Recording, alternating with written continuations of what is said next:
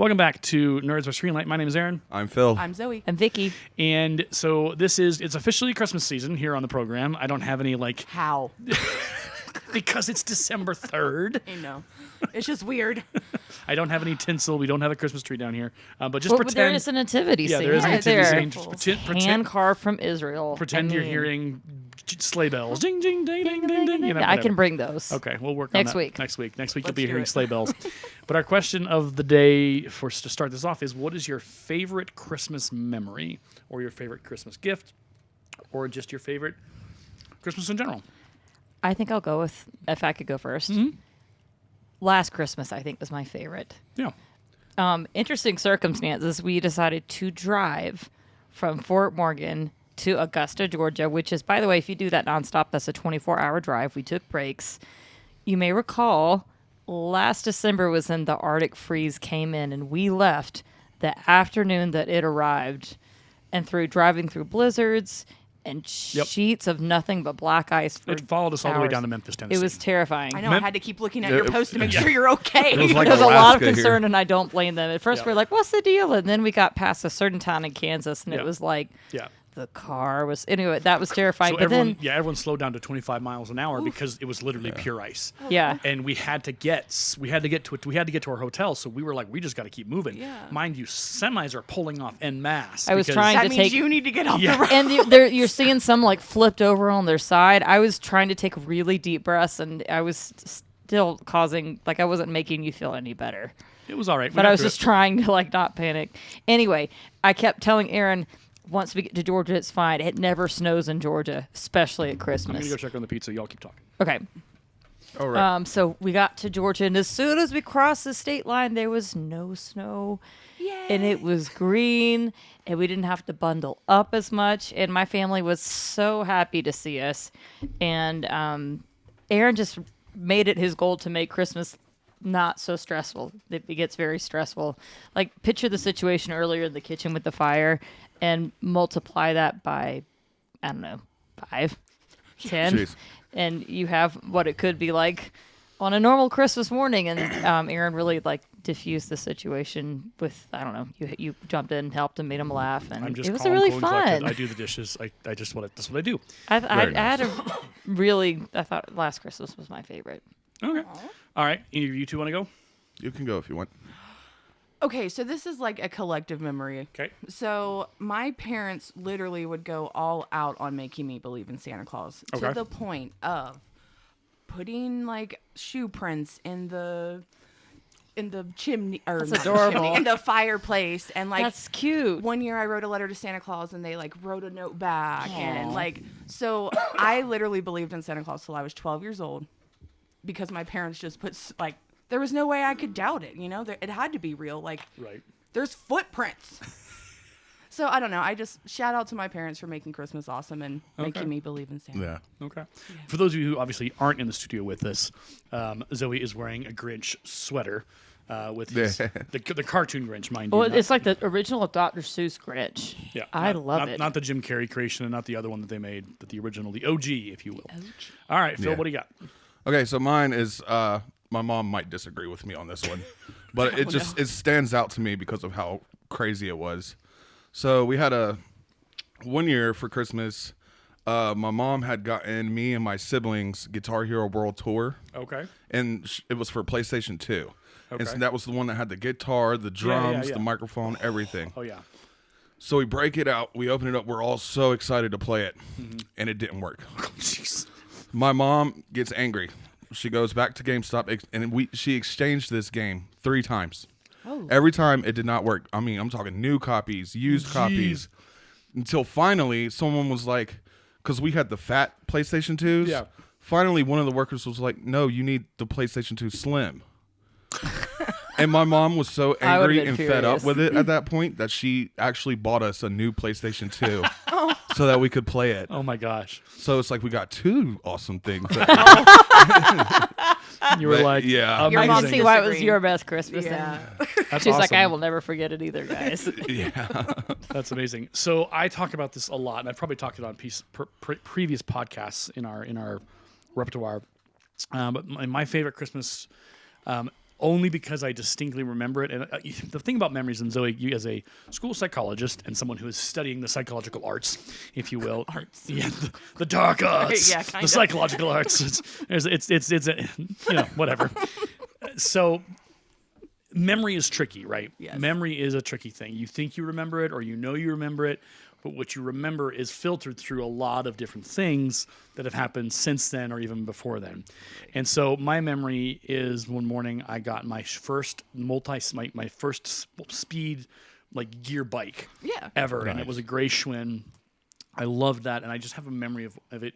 I think it was the end of the gift giving, and I was like, oh, I didn't get a bike, and they're like, well, there's one more gift in the garage for you. Aww. And it was like a Santa gift. But again, that's through like 25 years of filtered memory. So who knows what really? But I just remember being genuinely excited to be like, I have a bike I can ride. It's a big boy bike. It's a grown up bike. Wow, yay!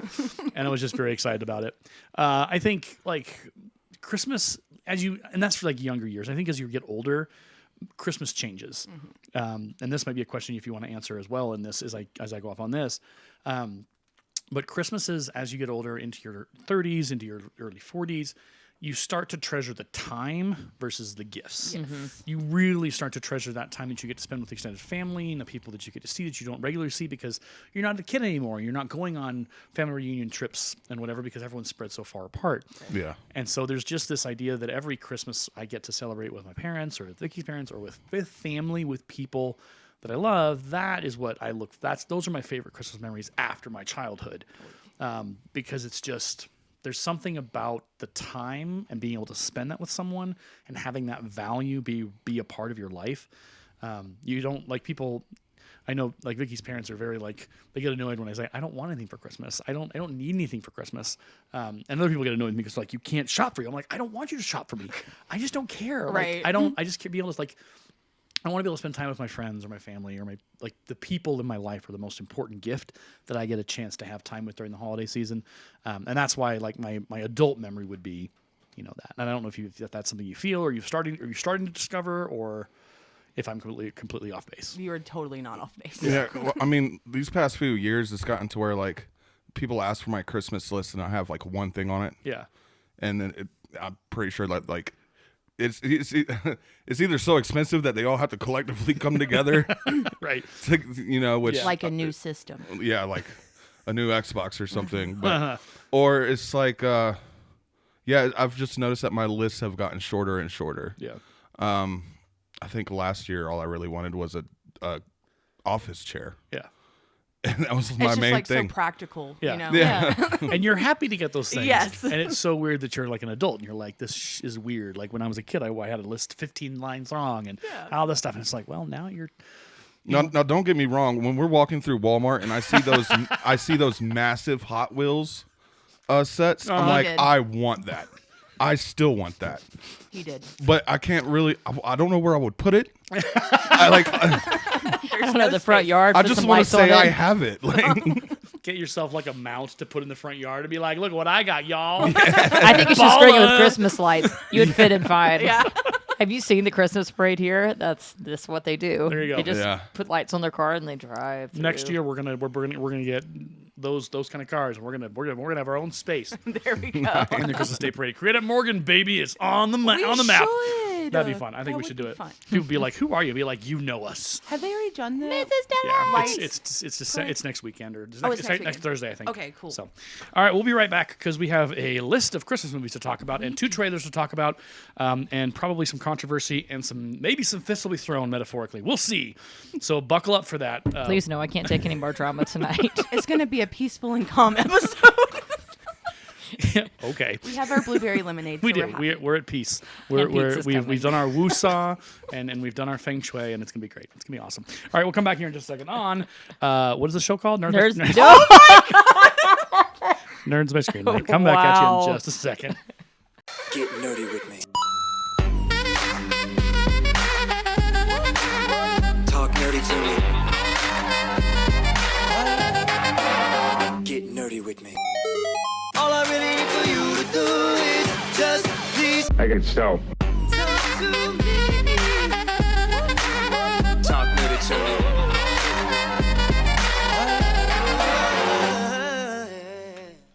All right, welcome back to Nerds by Screenlight. Tonight is brought to you by the not sponsored Tombstone Pizza, which has Save the evening. saved the evening. There was a small oven fire. Everything's fine. Everyone's safe. Everyone's I fine. wouldn't call it a small fire, but everyone's safe. Everything's fine. Yep. I was the firefighter for the evening. It was great. I did some good work. You did. I saved Christmas. Low key, you did. We might still need those baking sheets. Probably. Please. All right, so the first thing up on the list is something that Vicki is probably not familiar with, which is okay because you're not a gamer.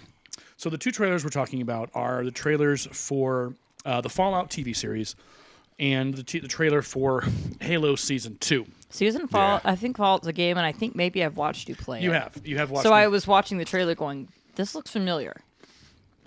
So Ish. there you go. It looks Ish. familiar-ish. Ish. Phil, do you want to start with Halo or should we start with Fallout? Well, we'll let you do Fallout. Let you start off. So with here's the Fallout. thing about Fallout, and you can chime in. Feel free to jump in, Yeah. and I'll try and toss it over to you. So the thing about Fallout is the Fallout games, they're dirty. Not dirty like dirty, inappropriate, but they're just dirty. Like everything around you is I think dirty. I know exactly what you're going to say right now. People are messed up. They're not clean. They don't have no showers. They're dirty. They're grungy. It's just there's a silt that lays across the land. It is not a pretty world. That trailer was far too pretty than it had any business It being. was beautiful. Yeah. Okay, you know what? That trailer's pretty. I feel like that's alarming. It's not dirty. It's like everybody should be dirty. Like they should have like a layer of dirt on them and just wrinkles everywhere. And Yeah.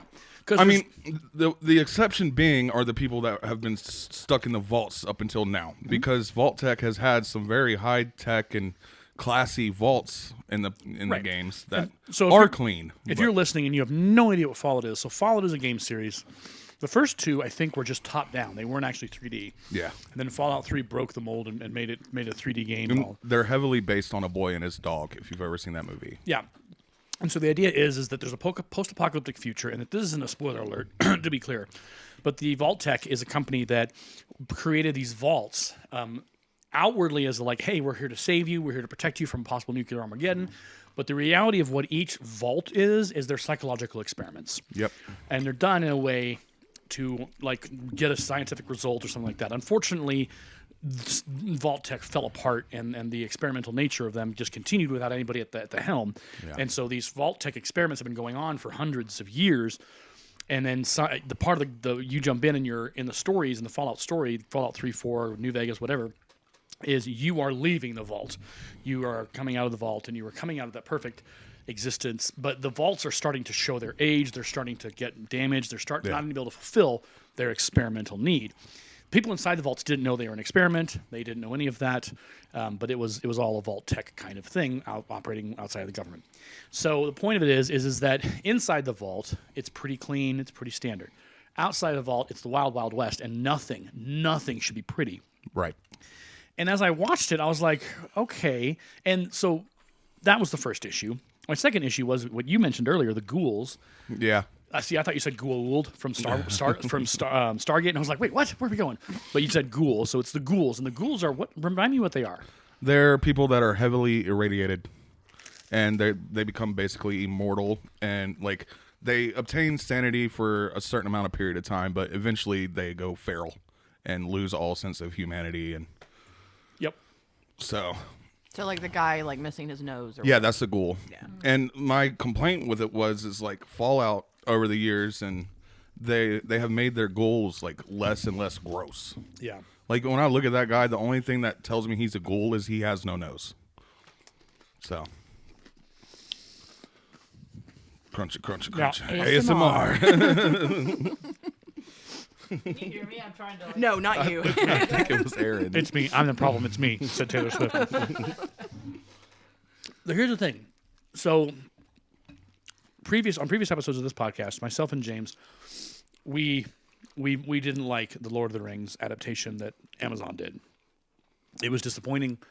The problem was obviously that Amazon they got They bought the rights, but the rights they were given were very small, and they shouldn't have done it anyway, because all they gave them was this small amount of things to work with, and so they ended up taking ideas and going just crazy, and I made it through about an episode and a half, 2 episodes, and I was just like, what in the world is this madness? Here's my worry. They're going to do it with Fallout. Because here's the thing about adaptations of video games and even recently of literature, Amazon is one of my examples, is they take the source material, they take the idea, and they say, oh, we can do it better. We can do it better than that. And it's like, I'm sorry, what? No, it was already done really well. The Fallout games there's a reason why they're some of the best-selling games of all time, because Fallout was well written, it was well produced, it was well graphicked, you have it. You have the story. Take it and do it. I will say the trailer, I do kind of want to watch. I want to see it. I do too. Absolutely. It's not like the first season of Halo where I saw the trailer and was like, I need to avoid this.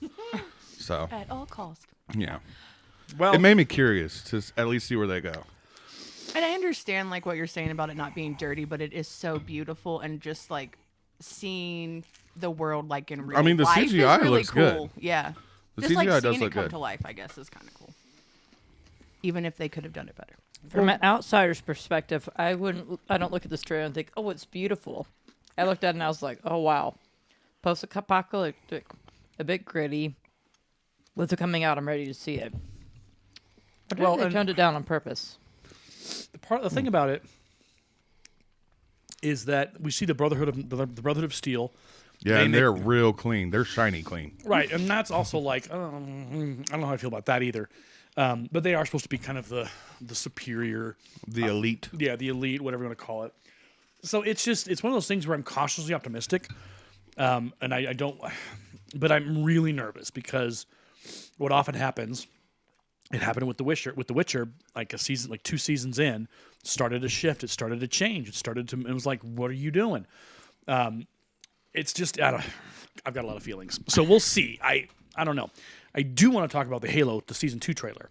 I want to hear what Phil has to say, and then I want to go off because there were some things I saw and I was just like, Okay. Uh-oh.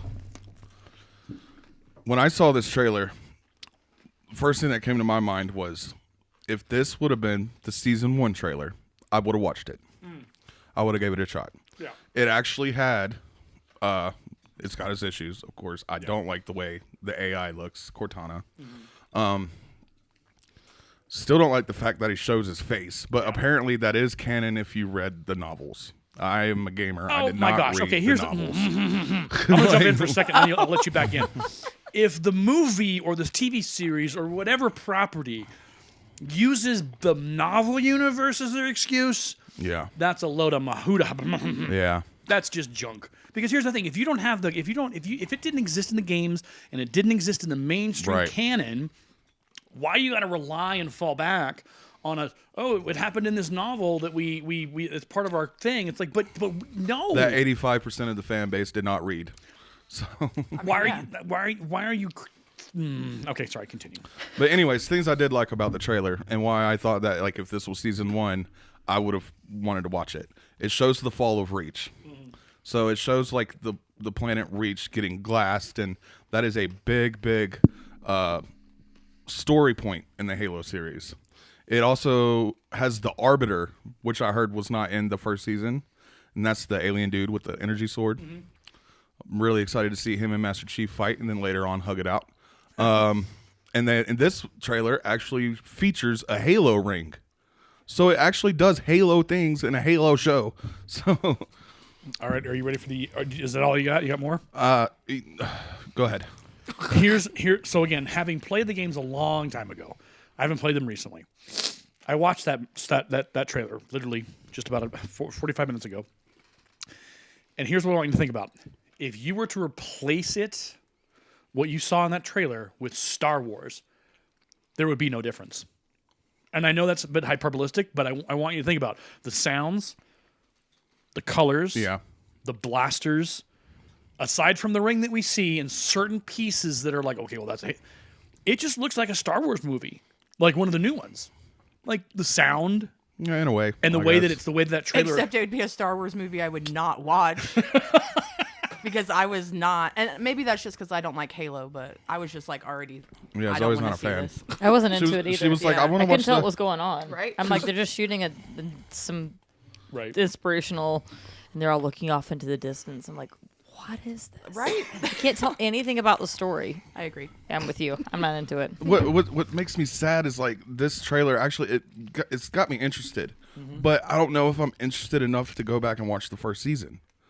Or would you need to Or watch? would I need to? That's a good thing. I've heard that the main writer has been replaced for this new season, Probably. and he wanted to take it into a better direction. So Okay. Well, maybe. we'll see, I guess, or we won't see, or we'll read it online. I think for me, it was just I watched it and I was like,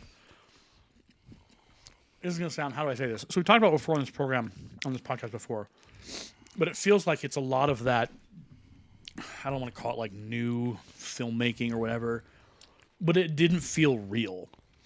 It felt like it was interchangeable with a Marvel movie. It could be a Star Wars movie. It could be one of the new Star Trek movies. It could be So like just the over the top action, yeah, just a generic like or the story's like on the back. Or any kind of sci-fi movie, Yeah. really. Like, yeah. Yeah, and there you like when you're watching. So again, I'm a proponent of. I have a lot of feelings about the new Star Trek 1, 2, and 3.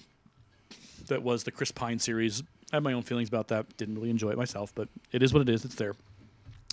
But it feels like there's this need to make it shiny and to make it look and sound a certain way. And that's what that did. It just was like, okay. Well, I've heard and read that people were upset with the first season because they do go into the backstory and stuff, and the fans are like, we don't want this. We want to see Master Chief be Master Chief. Yeah.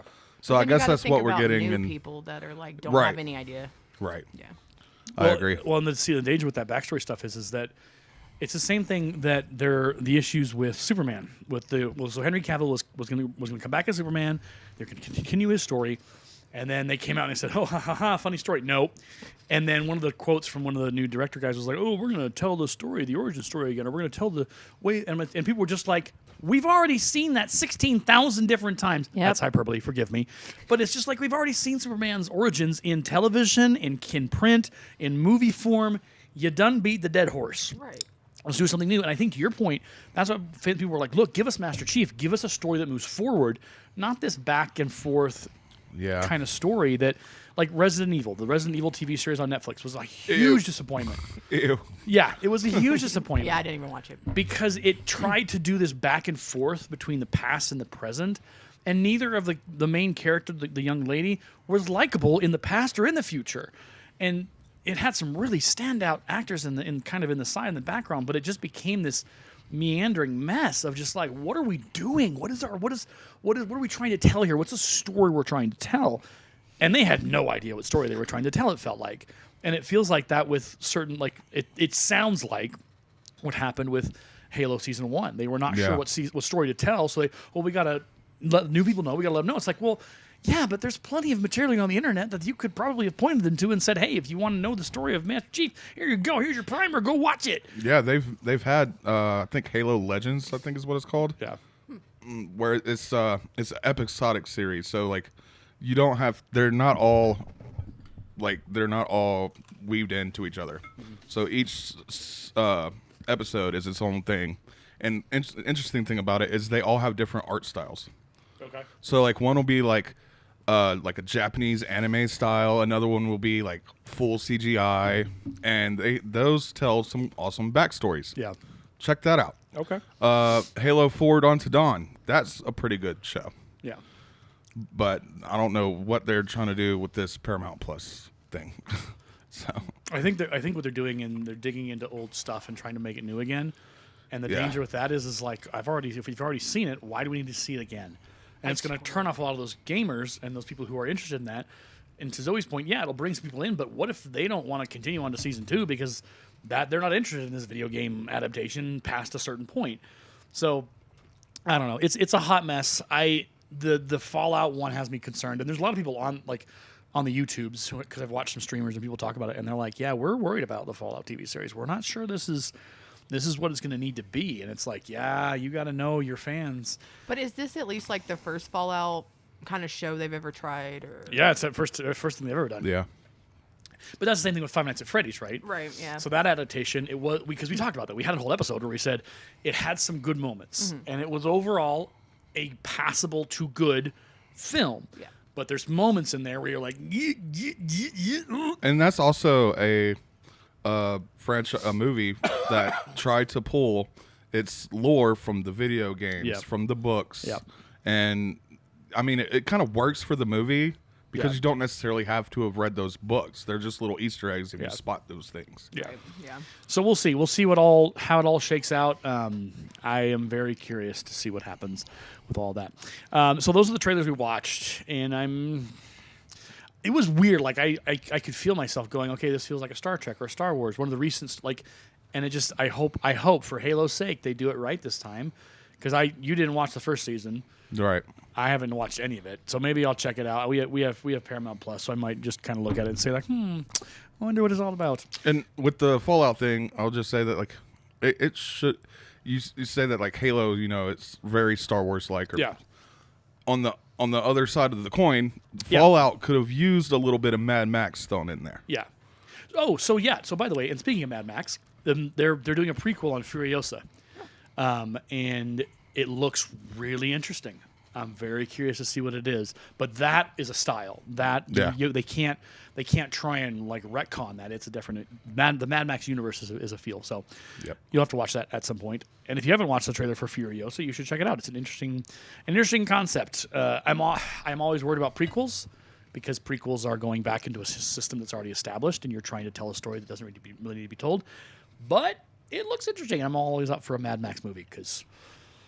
Am I weird? Because I really like the idea of prequels. Like, I feel like it answers some questions. I like those origin stories. Like, I'm excited to see the prequel for The Hunger Games. Yeah. And I actually want to see Looks really Wonka. good.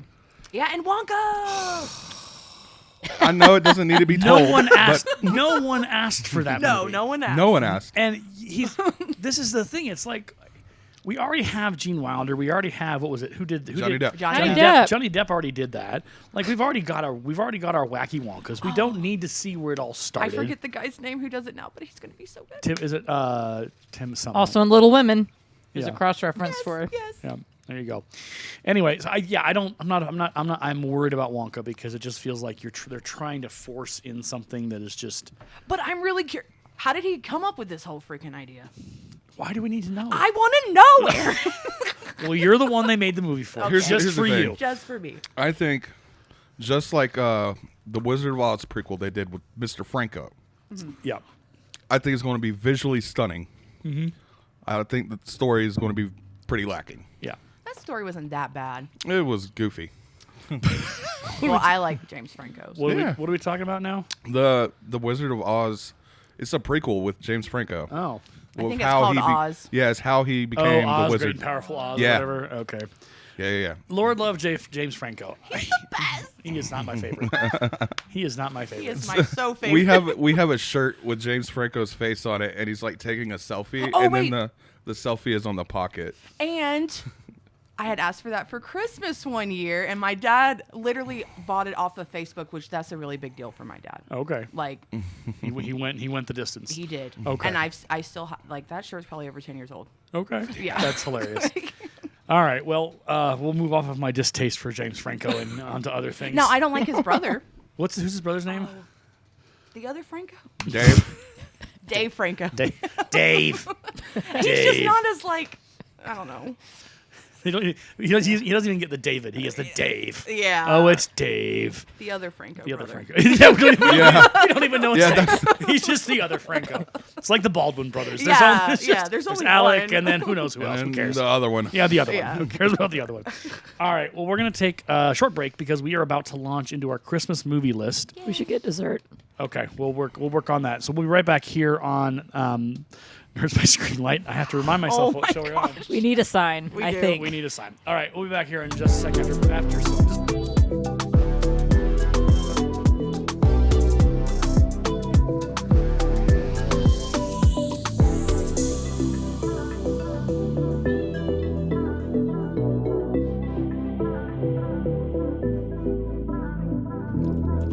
All right, welcome back to the Nerds by Screenlight. My name is Aaron, I am Phil. I'm Zoe. I'm Vicki. and this is the program. So today, because it's a Christmas season, I'm eating ice cream. I apologize for the ASMR. Should have some apple crisp to It go with sounds it. terrible. So we decided that we would gather together separately. Sorry, that doesn't make logical sense. We're together. we would separately put together our Christmas movie lists, and then we would gather together to do it. So, But where do we want to start? Do we want to start at the top, or should we start at the bottom of our lists? well, I didn't really put them in Yeah, necessarily okay. like Same, I order. didn't know. We're in order. Okay, no There's orders. no order. Okay, so let's just start at the beginning. Let's get these ones out of the way, and then I'll do one or two, and then we'll just kind of move through the table. And if I mention one that's on your list, let's talk about it because obviously it's on your list for a reason, and we want to make sure we discuss the inner workings of the. I just can't take you seriously, right? Let's talk about the inner workings of the Christmas list. Sound like some kind of I don't even know. It would be even better if I wanted an accent and I was just doing all that down. Anyway, all right. What? I don't know. Don't ask. Gibberish. I nod. Yeah. I nod and smile through most of it. Okay, so Die Hard and Die Hard 2. It's been a long time since I've seen them. I do know that people like to argue whether or not it's a Christmas movie. And I am on the side of Aaron. It is a Christmas movie. It absolutely is. Now, the reason why Die Hard 2 is on there is because it is during Christmas. And it features an airport, but it is the Christmas season at the airport in Die Hard 2. Okay, if you're gonna say that though, then Jurassic World is also a Christmas movie. Okay, we're staying on Die Hard right now. Your list is still there. We'll get to the whatever it is that you're mentioning later down the list. Hey, No she worries, has a not on good the list. list. I know. I'm not. And it's not Jurassic World. It's not on the list. I'm just Well, if it's not on saying. the list, then it's not a part of the discussion, ma'am. That's the rules. It's got to be on the list to be a Christmas movie suggestion. Okay, so Die Hard 2 we're good with? Yeah, I'll let you. Yeah. I love Die Hard 1 just because it's a classic on its own. I literally saw it for the first time 3 years ago when we were moving here. Yeah. It's just We did. Yeah, we we saw did. it in a hotel. Yeah. I watched it for the first time with you, I think, last year. It's Bruce Willis at his best. Oh, I love Bruce Willis. And it's Yes. all of the actors are at their best, and it is just like my favorite line, which I think I've said to you even, is when he says, "Welcome to the party, pal." Yeah. And then there's the where he's crawling through the vents. He's like, "Come on down, we'll have a couple of laughs." With his bloody feet. Right. And, oh, my. Poor guy. I love it. I love it so much. Okay, so I've had my first two. Phil, what's number one or number two on your, or not in no particular order? What's on your list? Bad Santa 1 and 2 with Billy Which Bob we Thornton. just rewatched. Oh Lord. I showed it to Zoe for the first time, and she actually loved it. I thought it was funny. Okay. But They're very very mature. very vulgar. Yeah. Right. Oh yeah. Absolutely. And they are. I probably watched them at an age where you shouldn't have been, but That seems to be a recurring theme in your life, Phil. Yeah, We've well- talked about movies in your. well, my mom was very. She taught me about fiction and reality at a Okay. young age. Okay. And if I can go on a slight little tangent, Sure. Tangent away. I was playing Grand Theft Auto, and I did a crime, and this person was not alive anymore on the sidewalk. oh, no. And then an ambulance comes up and they just pump on their chest a little bit and they just stand up and walk away. And my mom looks at me and she goes, "You see that? That is not real." And that has just stuck with me. So I'm like, I was allowed to watch more mature things. Okay. So Shout out to Kathy. yeah, mom. She raised Phil, and he now knows the difference between right and wrong and pretend and real. Yeah. Hey, some of our kids these days don't, so that's a good thing. That's true. That's important. Okay, so that I have not seen those movies, and I unfortunately don't have any interest in seeing them because it's just I'm not a gross out humor kind of guy. They're very and it's mostly the language. Yeah, I think. I don't. Billy Bob has taught me But how it's to. still I know you probably won't believe this, but it still is a touching story. Like there is a redemption. He does become better. Yeah. One would he hope. starts off he starts off real terrible, but then he gets attached to this little super kid. Oh, he's so cute.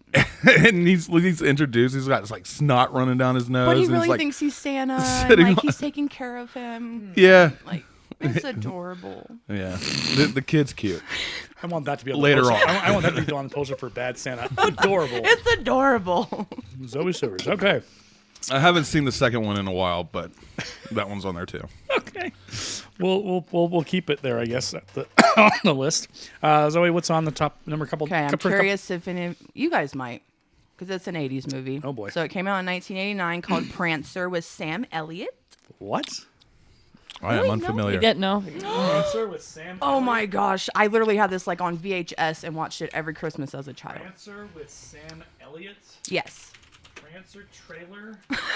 He's looking up the trailer. But there is I am there is a new one, unfamiliar. so 1989.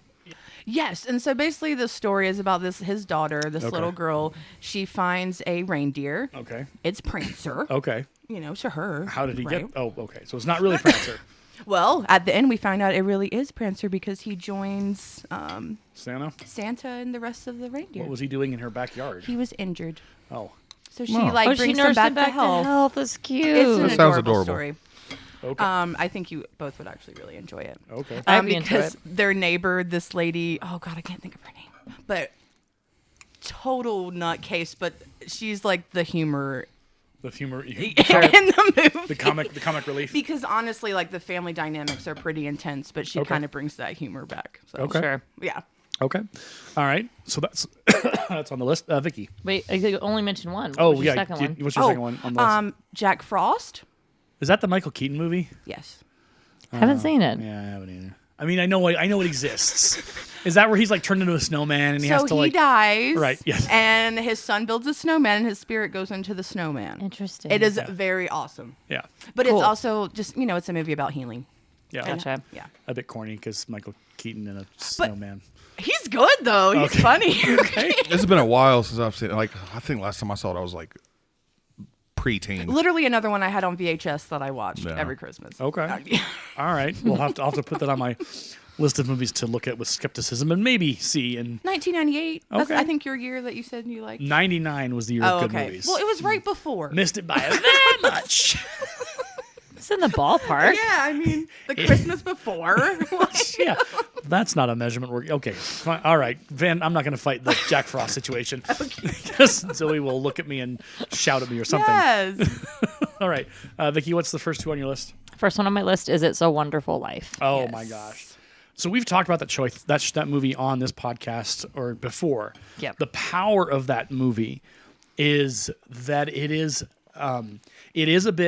there is heavy corniness in there at times, but what I love, and I think I've said this specifically, what I love about it is you get to see the world without him, because he says, "I wish I would never have like whatever," and so he doesn't exist in this world, this bleak landscape of just unpleasant, horrifying hurt and pain because he didn't exist.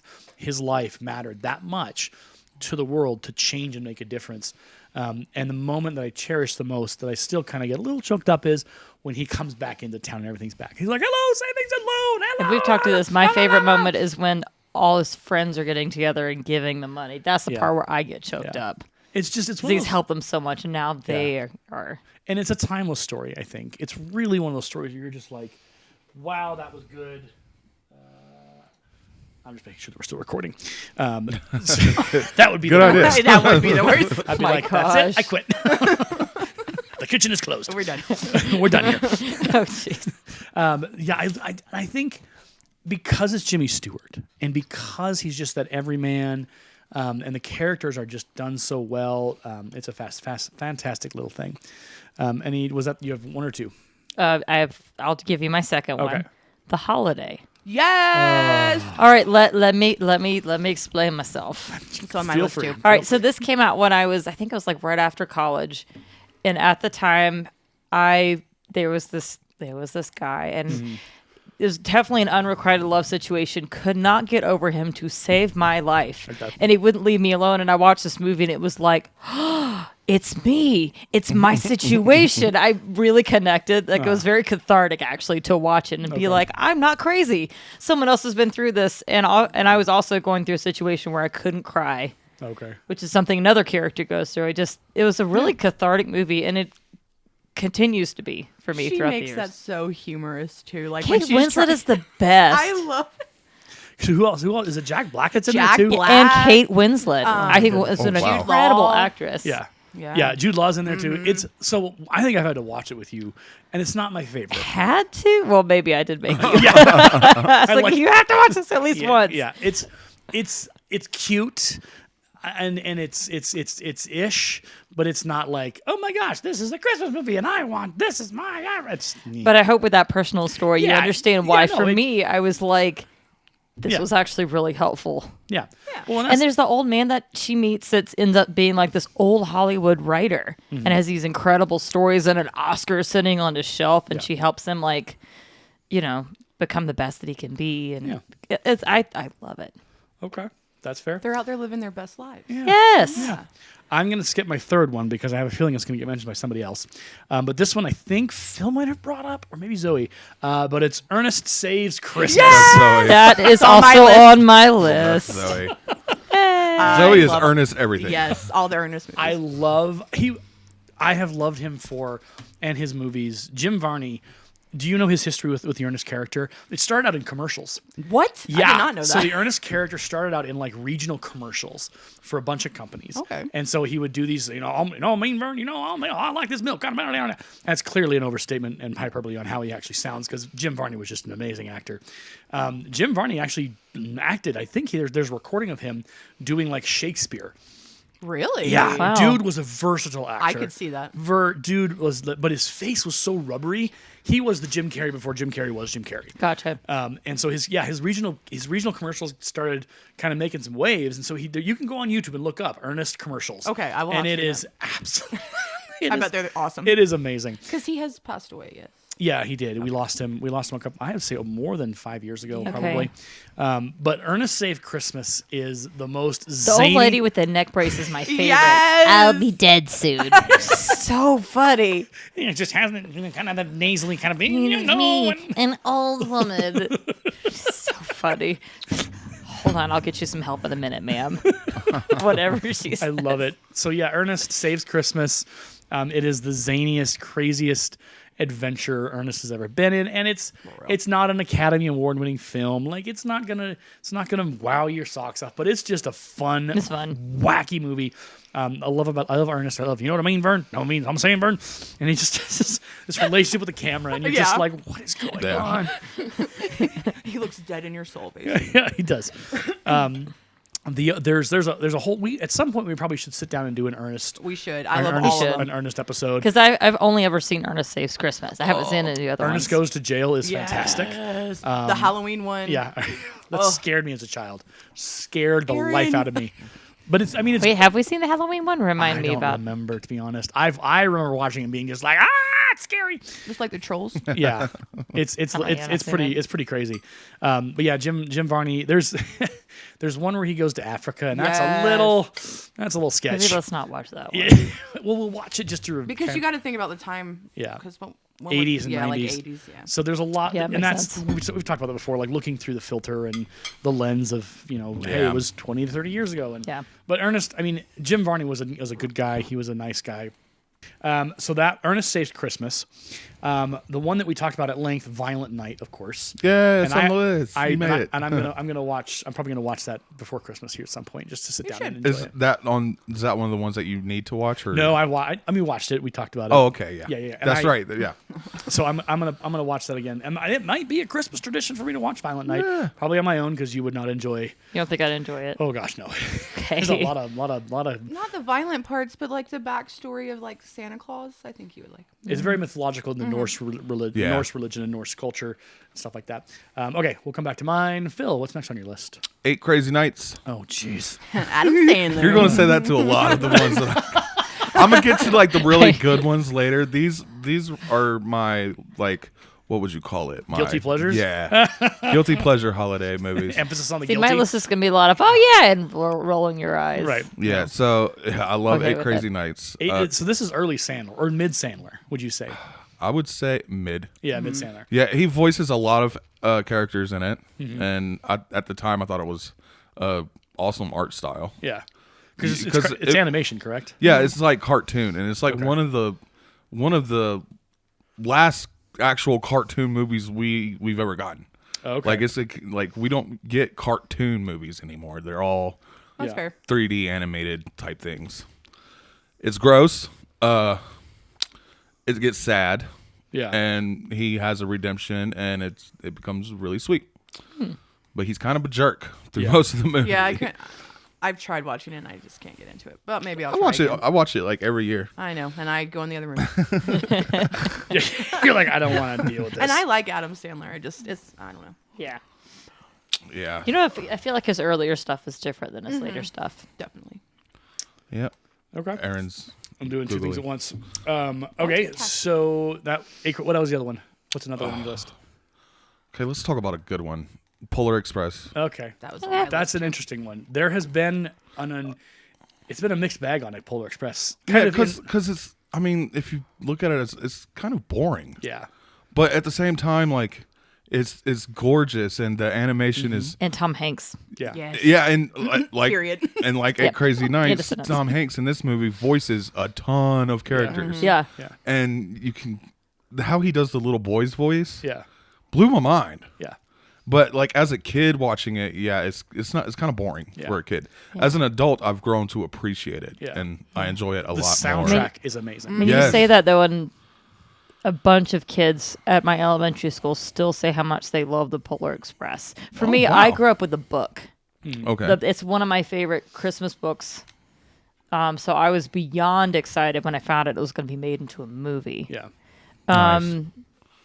I'm the one of those. The book was so much better than the Oh, movie it people, but I always do own is. it. I do have the Polar Express on DVD. Yeah. Well, and I think the art style, like you said, is so powerful and unique. Like you can see, like when they walk through the snow, like individual flakes fly up, and Yeah. Yeah, Well, and what I thought is really cool, I saw this today, is, it's animated, right? Yep. But they actually like acted it all out. So like when he's doing his Yeah, mocap. voiceovers and stuff, like Yeah. they're actually doing the actions and like doing Very things. cool. That's awesome. Okay. Zoe. Oh. Okay, this is where people are gonna hate me, but it's fine. It's I already saw it. So But Jim they haven't. Carrey, The Grinch, and I have a whole story. Okay, tell us. we're- Regale us with your tales. So I'm pretty sure I was in probably kindergarten or first grade. My parents went to take me to see this in theaters. You guys have seen it, right? I know you don't like Yeah, it. Okay. understand. So you know the scene where it's like him, little Grinch, Uh-huh. and they're being mean to him, and Yeah, they get it's him so the little sad. razor, whatever thing. Uh-huh. Yeah. I literally did not stop crying from that scene all the way home for my parents to calm me down because I could just not understand why people were so mean. Yeah. So I guess kind of in a way, this movie made me become a counselor. Now along that with I'm, like, along with thinking- Texas Chainsaw, Yeah, along with Texas. Texas Chainsaw and Baby Grinch. That's your autobiography I title. hate Christmas. Hate. Double hate. Oh God, do not watch this movie with her, guys. she can recite it from beginning to end. Because I literally do watch Every this one every word, year. not just the main characters, the people in the background. Aaron's kind of like that with the Muppet Christmas Carol. Yeah, and the Yes. songs and all the things. So here's the thing, because was it Jim Carrey in this one? Yeah, Yeah. yeah. He embodies the Grinch. Yes, He went through he some does. significant pain Yes. Yes. to get into That, That that role. suit. yeah. So And the makeup, all of it. in regards to what we see on screen, there's no shame in what he did. Like he did an incredible job Yeah. of doing an incredible acting job, like creating the Grinch, the Jim Carrey Grinch, yeah. the version that he believed and he was directed to and he inhabited, whatever. But it's hard for me because I'm so much of a OG the cartoon where it's just like Here's my issue with it. This is why I am team cartoon. To me, the beautiful thing about the original story is the fact that the people of Whoville have everything taken away yeah. and they don't even react. They gather in the circle around the tree and they start to sing and you see the star or Yeah. however you want to interpret that. I have my Yeah. own interpretation. And I've always thought it was the most beautiful and powerful thing. And in the new film, they're all materialistic and obsessed with Christmas. And I'm like, who are you and what have you done with the people I love? Yeah. That's my issue with That's the film. fair. Yeah. Okay. That's But fair. see, I guess for me, like the Jim Carrey one was the one I grew up on. So Fair. That's the only reason. I haven't. A 10-year generational difference. Yeah. Makes that was the whole issue with Naked Gun. I knew the references. Right. I You didn't. No. And you're just like, burn this movie to the ground. Call in the Hague. Call in the UN. Yeah, We just no. Going to prison movie. You're going behind bars. You're guilty. I'm banning the movie. Banned. Zoe is taking the executive power. Yes. She's the president of movies, and that's happening. Okay. All right. What was the other one on your list? Oh, Scrooged. Okay, so here's the thing. It's been a while since It's been a while for me too. I've never seen it. So Actually, it's Bill Murray. Bill Never Murray. seen it. Carol Kane is the ghost of Christmas present or future. Isn't she the little fairy? Yeah. She's boom. She just hits him all the dang time. Ooh, what? Carol Kane. This is who I think it Is is. amazing. Yes, Made a it face with probably a name. is. Carol Kane is one of the greatest actresses of our time. She's my favorite character. She Probably. she's a lot. She's very New York, but she's Yes. also very nasally. Yep, that's who I think. And it is. she's just like, what do you do? She just beats upon Bill Murray. But like he low key needs it. Yeah, he does. He low-key needs it. Well, and what's interesting, I was reading some reviews, some of the kind of words for this movie, and they're like, Bill Murray plays a like stuck-up, arrogant, antagonistic person in real life. So this movie was a great fit for him. People don't like Bill Murray. Why? He's a bit of a jerk. There's reasons. He's a bit of a jerk. Like He's on set, he's hard to it's work with. really hard to work with. and he is, but because he's Bill Murray, he's made a name for himself. So Right. he just makes but he's been hard to work with since Ghostbusters and Ghostbusters 2. Yeah, it's been going on for a that's his while. personality. And Bill Murray, if you're out there listening, I need you to get better at this, buddy. Because together. Please. But love yes, we do. I adore your talent is unmistakable, but your attitude is. Anyway, so yeah, I probably need to sit down and watch it. But yeah, Scrooge, he plays a TV executive or something like that or whatever, and or like a marketing director or something. yeah, and so he does get into that. What's interesting is, so Ryan Reynolds and Will Ferrell did a takeoff called Spirited. Okay. Where Will Ferrell is the ghost of Christmas past, future, and present because he's taking a job, and I watched be interesting. I watched the trailer today.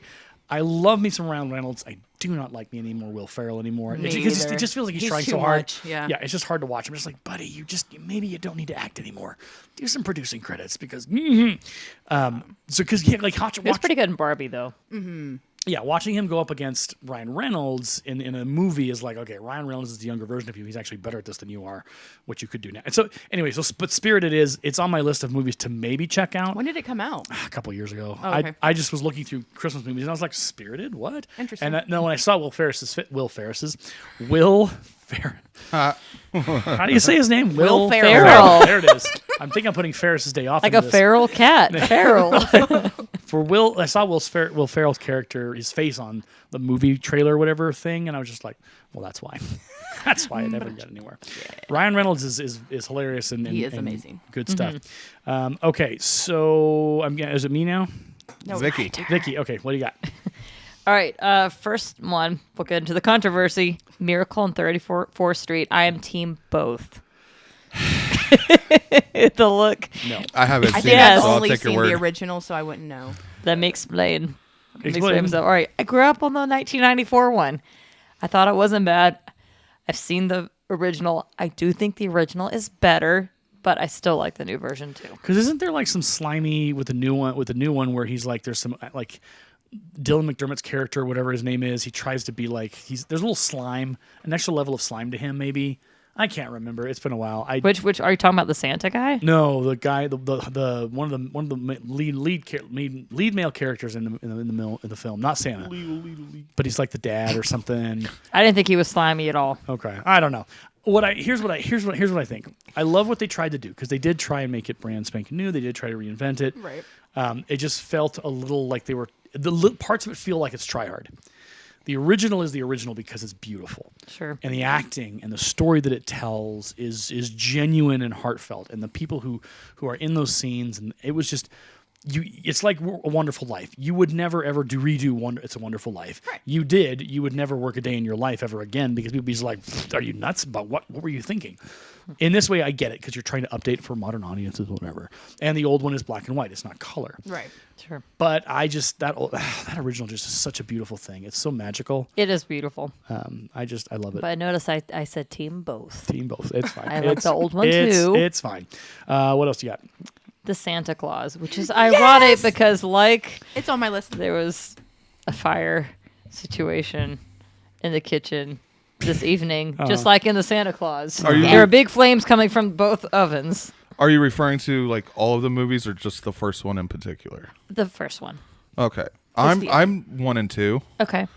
I haven't 3 seen the can second one. go off a cliff. But the series, if you haven't seen it, The new series Okay. called The It is Santa amazing. Clauses. Okay. It's really good. Yeah. Okay. And they got a about the new season. they got Yeah. a new season coming out this year. This is another one that I grew up watching. Yeah.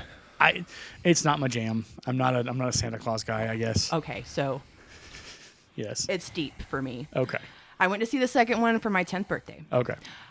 I literally named all of my teddy bears Bernard from the little Oh, Bernard she, the elf. She Yeah, still 'cause has he's one. the best. Because he is the best. And he is in the series, which I wasn't going to watch it if he wasn't. 'cause I mean, he's my favorite. He's the VP, I right? think Yeah, he the shows up VP. like one time though, right? Or is it? No. It takes a while for him to get there, but he does stay. yeah. Yes. Oh, But okay. Bernard. Okay. Sorry. Well, and that's so the Santa Claus movies and TV series is Tim. What's his name? Tim Allen. Tim Allen. So it's Tim Allen. So this is the thing about Home Improvement. Yeah. So Tim Allen, and he had the show on Fox, and then it went to another show, another network, Last Man Standing. So he's had a career. He's been around. I think for Tim Allen, it's all about not just keeping working, but going back to characters that people love and then he enjoys playing. And I think part of the reason why the Santa Claus series happened is because Tim Allen was like, "Hey, I want to come back and do some good stuff." Yeah. And so yeah, he's back with that. Isn't Kurt Russell in a Santa Claus movie or TV series or some such nonsense? Or am I imagining? I want to say I know Gabriel Iglesias is, Okay. Yeah. and maybe Kurt Russell too. I believe so. Hold on. Now it's time to Google's. Let's do the Google. But it's Do so the cool Google. because the series literally starts like where he gets married to Mrs. Claus or whatever. All right. Yeah. So it literally starts from then. and Oh, keeps the going. the I might have Christmas, the seen Christmas the second one now Chronicles. that I think about it. So Kurt Russell was in the Christmas Chronicles. Okay, I you're think mixing them up. there's a sequel now to it. Yeah, there's a new Christmas Chronicles 2018. I guess it's just the one. Interesting. Okay. I thought there was more. Okay. So, and you said there was a new Prancer movie. Is it just the same story but told differently, I guess? Yeah, and I just found that today. Wow. Yeah. I'm gonna ignore it. All right, you've had your two. I have had my two. Okay, so I'm going to stay away from the standards. So I don't know. Have you ever heard of the Goes Wrong show? No. So it was on Amazon Prime. It's a British production, and their guys basically they do a show. They had a show on Amazon called The Goes Wrong Show, and it was basically everything that can go wrong with like a community theater. Ooh, that And would be it's- good. It's fantastic. Right now, back in the day, they did the Christmas Carol Goes Wrong show, and the premise behind it is that it was the California Oh, we've seen this together. Cali Tech like technical theater. And so what they do is that the first one is the Peter Pan Goes Wrong show, and it's fantastic. It was their first Christmas special, and it's hilarious, and you just have to watch it because oh my gosh. But then the next year they took over the Christmas Carol live broadcast on the BBC. Now, obviously they didn't because they're all actors, whatever. Right. But the premise is that they're taking over. So they come up with a way to take over the program. And David Jacobi, who is a big-time BBC actor, British actor, he's playing Scrooge, and they take him out. Like, they knock him out, or like they sideline him. And so then the rest of the movie, or the rest of the show, is them trying to keep the BBC from stopping them taking over the Christmas Carol story. It's been a while, I think, since we've seen it. I remember it being funny, though. It is. Oh my gosh! There's so within this acting troupe, Right. they are not all friends. They are enemies, almost kind of like they're fighting for each other for position. And one of the actors is fighting the main guy for his role as Scrooge. Yeah. And the idea is like, well, if he is incapacitated and cannot carry on, I'm taking over. And so he tries that at various times in the program, and there's a moment towards the end. Okay, this is a spoiler. I don't really care. Okay. You'll enjoy it when you see it. And if you're listening and you're going like, why is this so funny? You have to watch it. It's fantastic. So towards the end, Scrooge, the actor who plays him, who's been dodging this guy's attempts to incapacitate him throughout the whole movie, is walking with the ghost of Christmas past present or whatever, or future. And he's like, oh, will Tiny Tim ever? Well, only time will tell. And so the guy who's trying to end his like incapacitate him has like thing you get buried in casket and he shoves it to crash on to the actor, but he misses him and hits Tiny Tim. Oh God. That's horrible. Yeah, Marty's laughing. It is the absurdity He's of snorting. it. The absurdity is it. It's just because the actors, again, they're playing actors. And so there's this moment of just like they look up, they look down, and they just go, and we're moving on. Like they just Okay. And so when Nice. they go to the house to see Tiny Tim, guess who's not in the house? Because he just got hit by a I see an empty chair. Yeah. and so then someone tries to play Tiny Tim. It is, and it's madcap the whole way through. Right. It is insanity. There's he shoots through a pea shooter, like a thing to try and sedate him, but he hits another guy instead. And then there's a hole in the ground. It is the most hilarious Christmas Carol movie. It's free on YouTube right now. If you have an account with YouTube, just go and search "The Goes Wrong Show Christmas Carol." The end of the movie, David Jacoby comes on and tries to take over, and then someone hits him with a car. There's context, and it's hilarious. Okay. It's fantastic. So that's my. I love it. So "The Goes Wrong Show" is they've got a whole bunch of things. You'll have just go on YouTube, and that'll be your evening, and you will enjoy Okay. yourself immensely. I shall. The Peter Pan one is. Oh, just fantastic. Okay, so we go from that. Let me see. We already talked about Miracle on 34th Street. Okay, here's one you won't know. You may know or you may not know. Christmas in Connecticut. Nope. I've heard of it. Okay, so there's two versions. So Christmas in Connecticut, the original, which was a 50s, it was black and white. And the idea behind it is that this lady, she's an advice columnist in this magazine. And back in the 40s and 50s, advice columnists were a big deal. Like you would write and they would give you recipes and they would tell you about their married life and you would follow along and you would be so interested in their journey. Well, unfortunately for this person, she's not actually married, so she's writing a lie. So she's doing these recipes and stuff like that. So then what they decide to do is they have a soldier who's coming back from the war, and they decided that he's going to spend time with her and do a big old write up and whatever.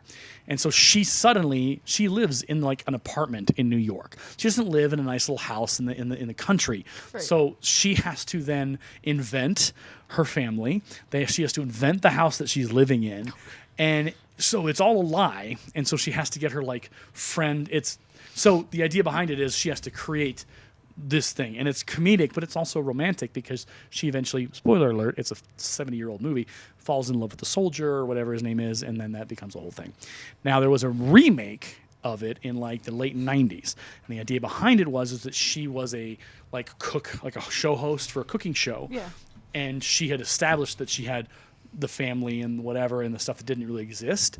But then again, they come in, they say, okay, well, we're gonna have a special guest at your home for Thanksgiving or for Christmas, and she has to then make up everything on the fly because it's gonna be a live broadcast on Christmas morning or something like that.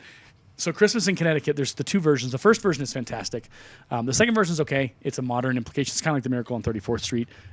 There's a little cheese involved. Sure. But the original Christmas in Connecticut is fantastic. It is. I love it. It's touching. It's dramatic. There's no violence, obviously, but it's a fun little movie to sit down and watch and just appreciate what the time capsule that it offers you. The new one you can skip or you can watch. It's up to you. Okay, those are what I've got so far. I got a whole bunch more, but yeah, go ahead, Phil.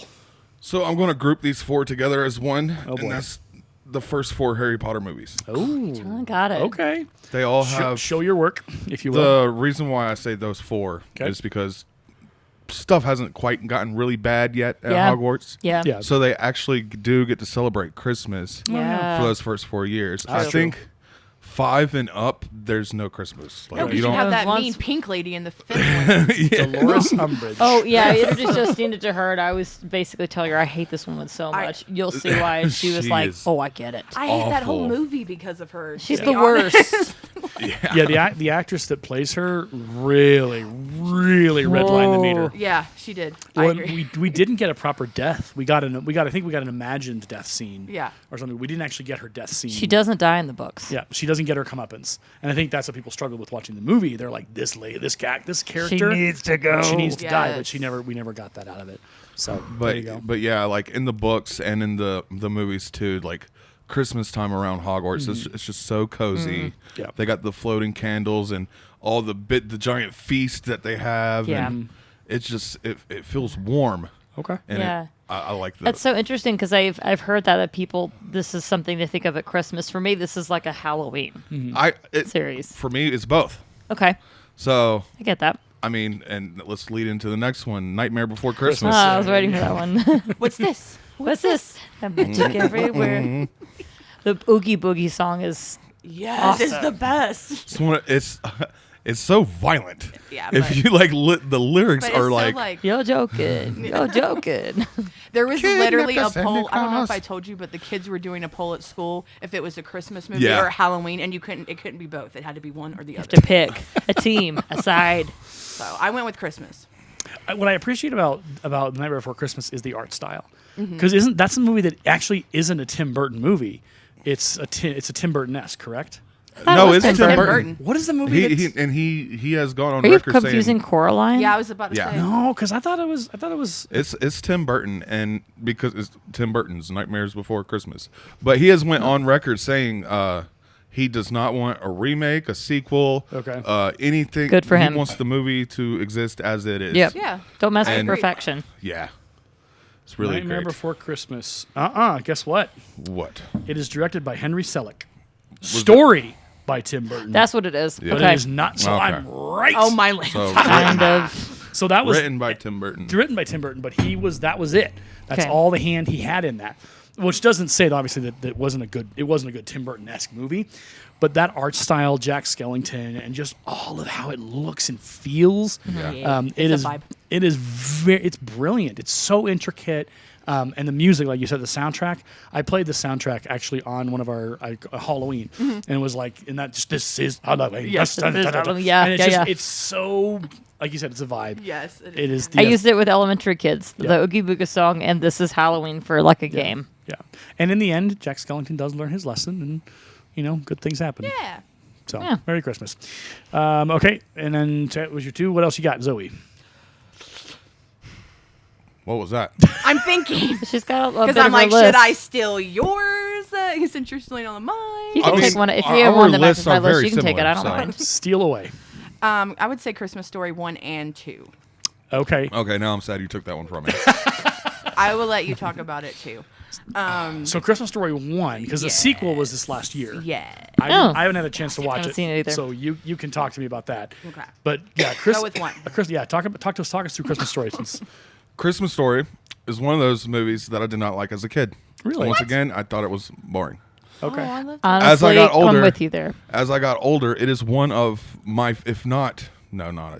but one of my favorite Christmas movies of all time. It'll Yeah. put your eye And out. yeah, it'll put your eye out, kid. Like I would like the- to give it a second chance as well. the narration in Yeah. it, and just how everything like comes together. Yeah. And if you love the first one, the one that came out, was it year. last year or Yeah. the year before? the last year, It's right there alongside of it. Yeah. It's him grown up, and he goes back to the house, and he's like seeing all these things from the first movie and Yeah. from his childhood, and he lost That his his dad. kids are going through like Yeah. the same things that he went through. And Yeah. And unfortunately, in the second one, like he loses, like his dad's not around, like he's Yeah. gone, passed away, and so he's like there for his mom, and the antics ensue. Like the neighbor's dogs still come up and harass him.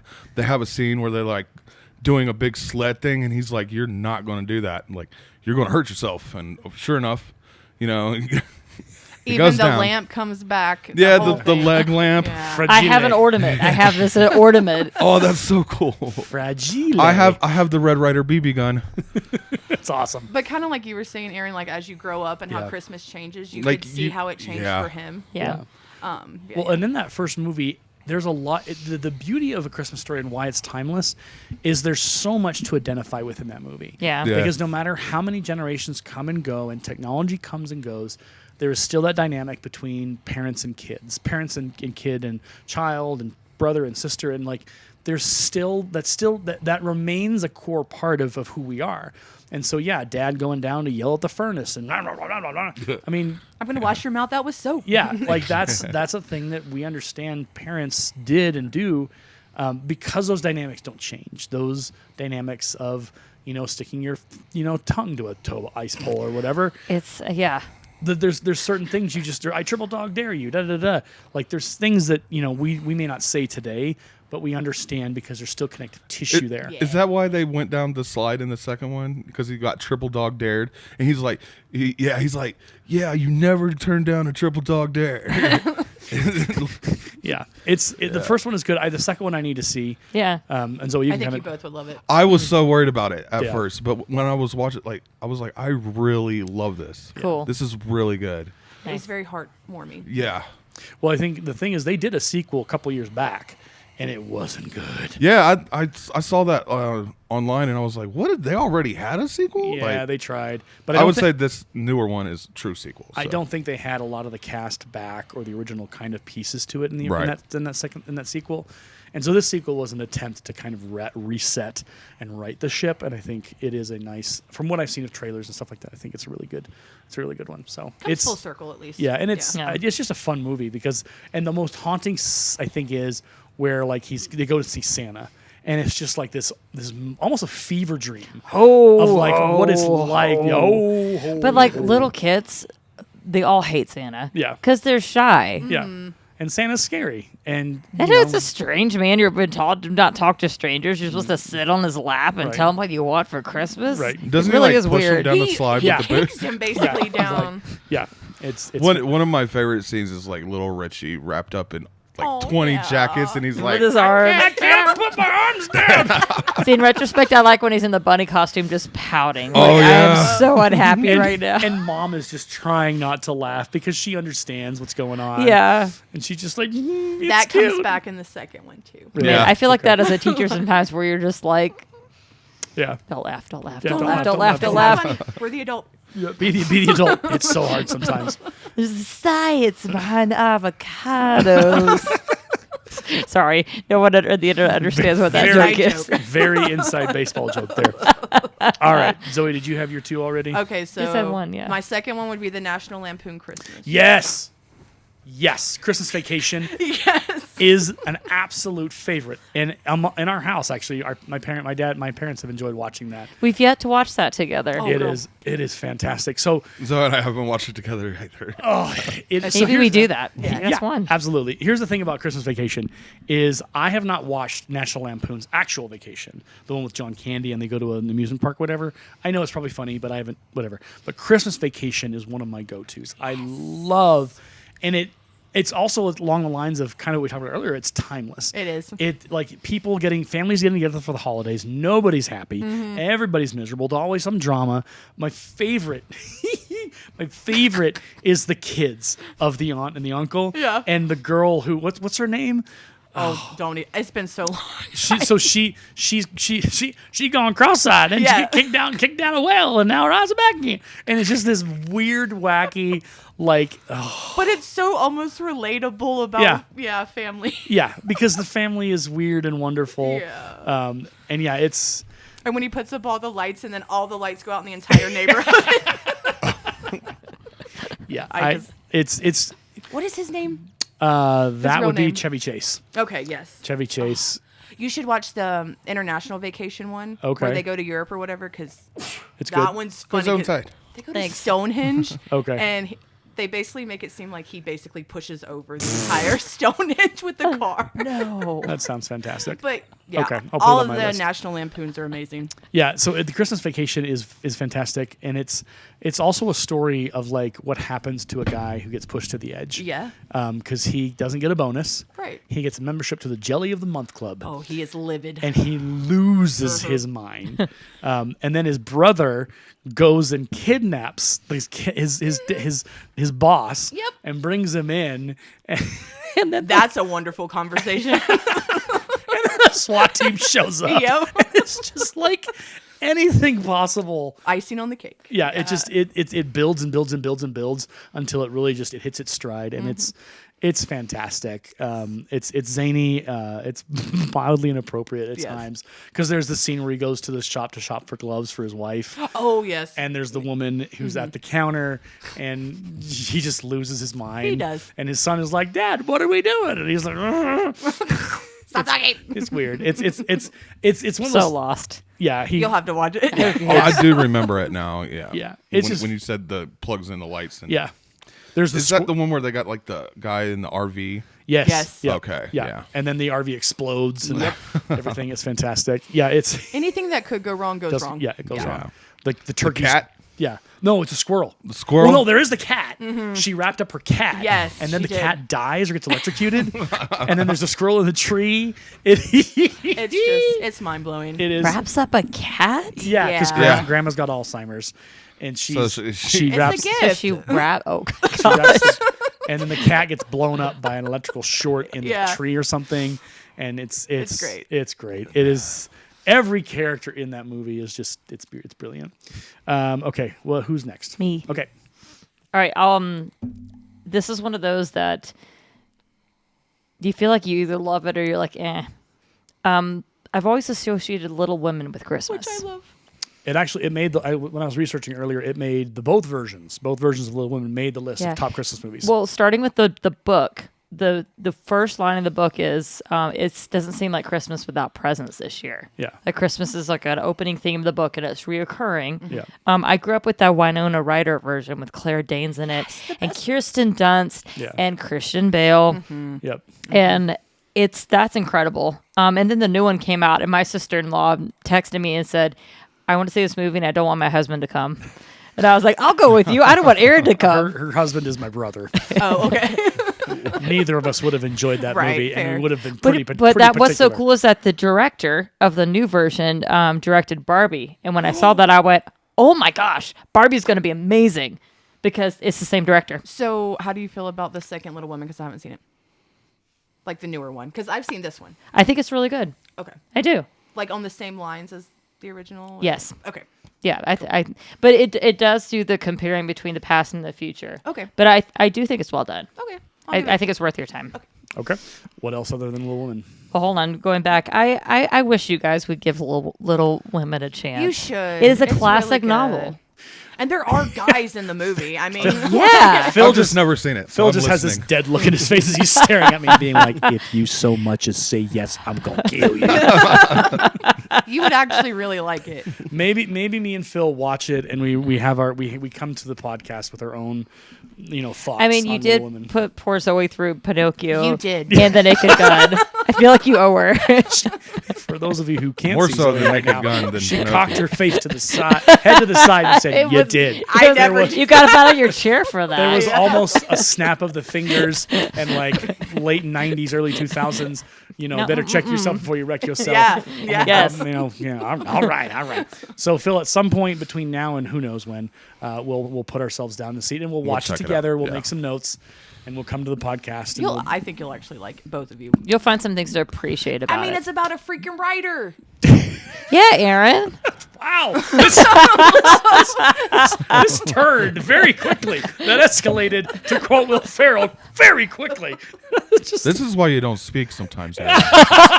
Just sit over here and listen. learning. See, here's the problem, though. It's my That's podcast. good. He's a good I have student. to talk. I can't not talk.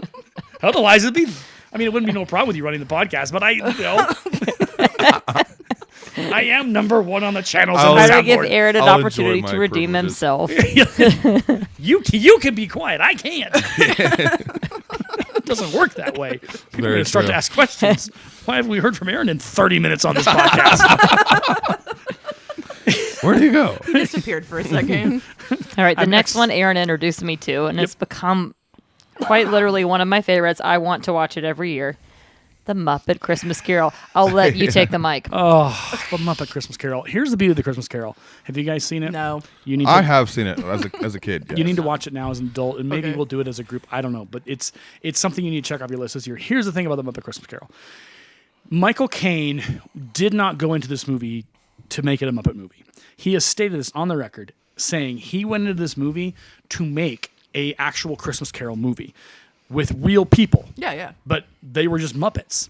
And so when you watch it, there is no like need for suspension of disbelief that there's Muppets or whatever. He interacts and engages with the Muppets as if they're real people. Okay. And it brings both a level of humanity and a level of zaniness, because your narrator is Gonzo. And Gonzo The rat is his assistant. Yeah, the rat is and his the rat is my spirit animal of Love this that. movie because he's the one that like is like, why are you doing that? Yeah. What do you mean you say you're Ebenezer? You're not Charles Dickens. Yeah, you're not Charles Dickens. He says like Like, this is, like the match, not the rat. Like the match, not the rat. so so Gonzo was like, well, it's culture, and he like adjusts himself. He's like, okay, like so. There's the idea behind that. Gonzo is our narrator, and he is our audience surrogate as we go through this adventure. And he introduces us to Scrooge and Michael Caine. I have seen many versions of Christmas Carol. He's the best. He just. Oh, you don't like him. Immediately, he's just imposing. He's scary. He's mean. He's vindictive. He doesn't give a crap about anybody. And it's very, very apparent that he is Ebenezer Scrooge. Yeah. And they mix in the Muppet stuff really well. The guys in the upper part of the house, they heckle. They are the Marley brothers. Okay. And so we're Marley and Marley. And so they heckle Ebenezer Scrooge as they're doing the introduction. Love it. Because with every Christmas Carol, Jacob Marley appears as something and warns him, you will be visited by these spirits. So what they do is they take Statler and Waldorf and they tie him up in chains, and it is haunting. It is real. There's that perfect balance between humor and it being haunting and Yeah. like true to the story as well. Okay. It is one. Like And going on record, the Ghost of Christmas Future. I grew up with Disney's Christmas Carol, Mickey's Yeah. Christmas Carol, and the Ghost of Christmas Future.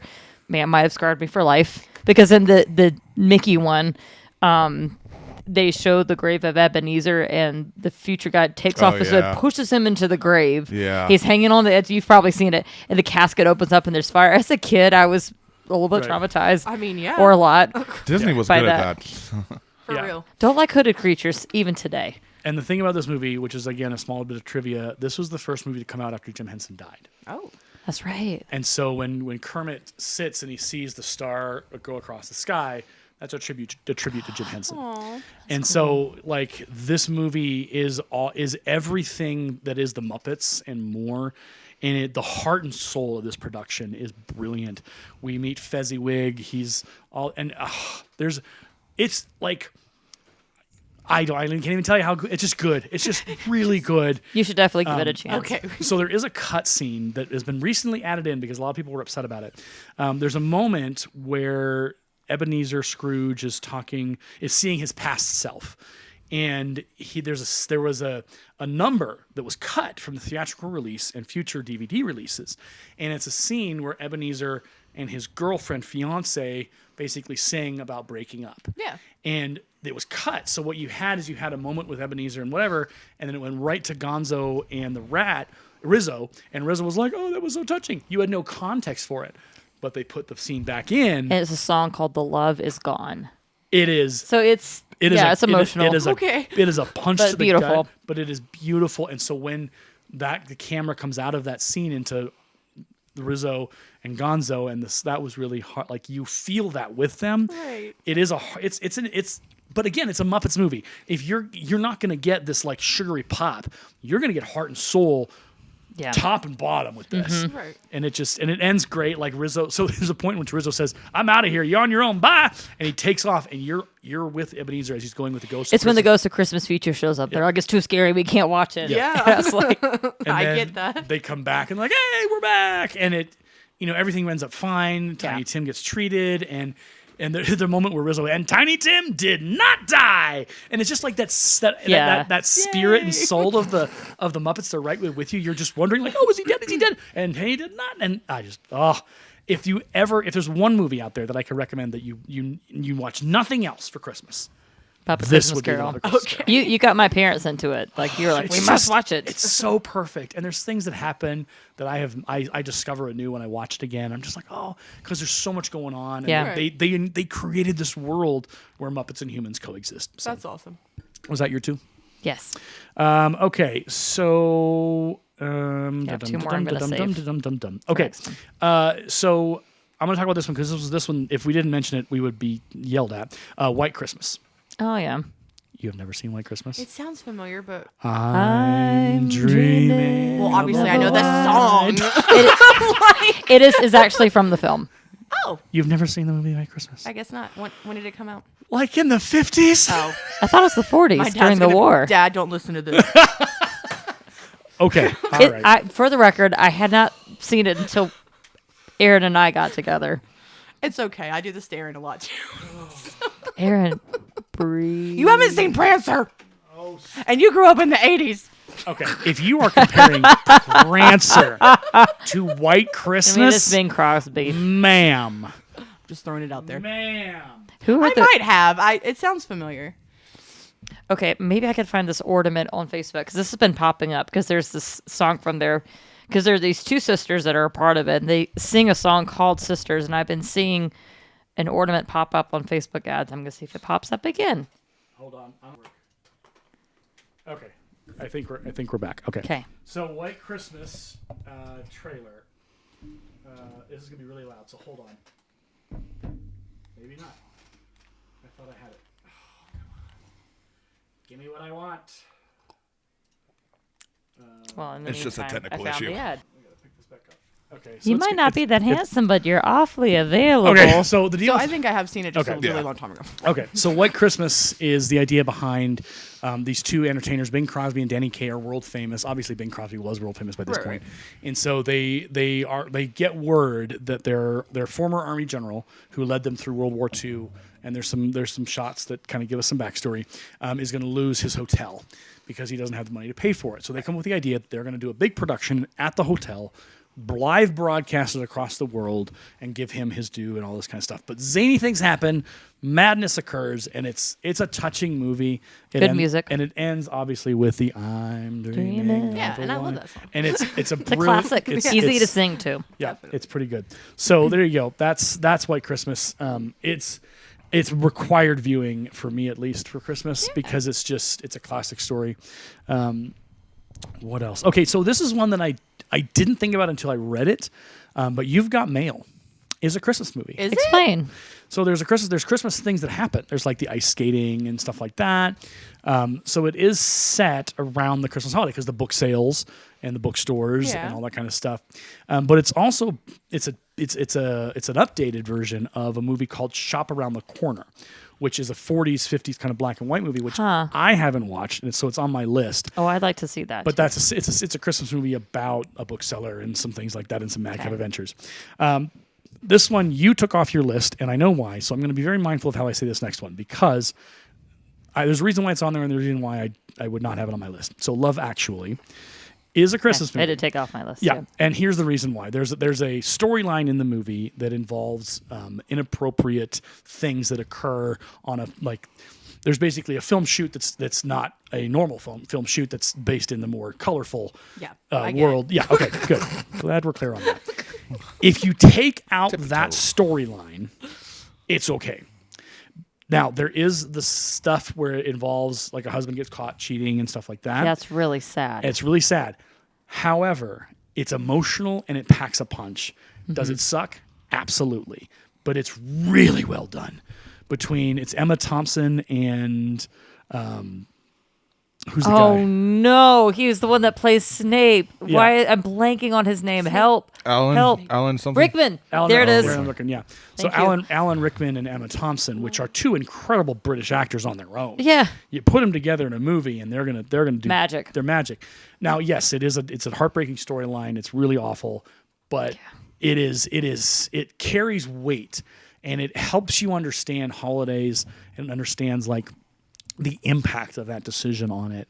And it's the rest of everything aside, if we could pull out the storyline that involved the inappropriate film shoots, and you didn't have that storyline in the movie, it'd be fine. For me, with the inappropriate film shoot, if that couple had met in another context, I would say it's a beautiful story. Yeah. For me, the one that bugs me is the British guy that wants to come to America because he wants all the girls.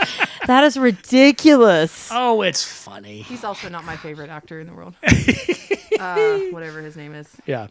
I think it's just a zany. To me, it's a mixed bag. Like, Yeah. there's some stories that I'm like, that's really cute. Like the stepfather and the Yeah, son. That yeah. is a beautiful story. Yeah. But then there's I'm going to go to the U.S. and get all the girls. Yeah.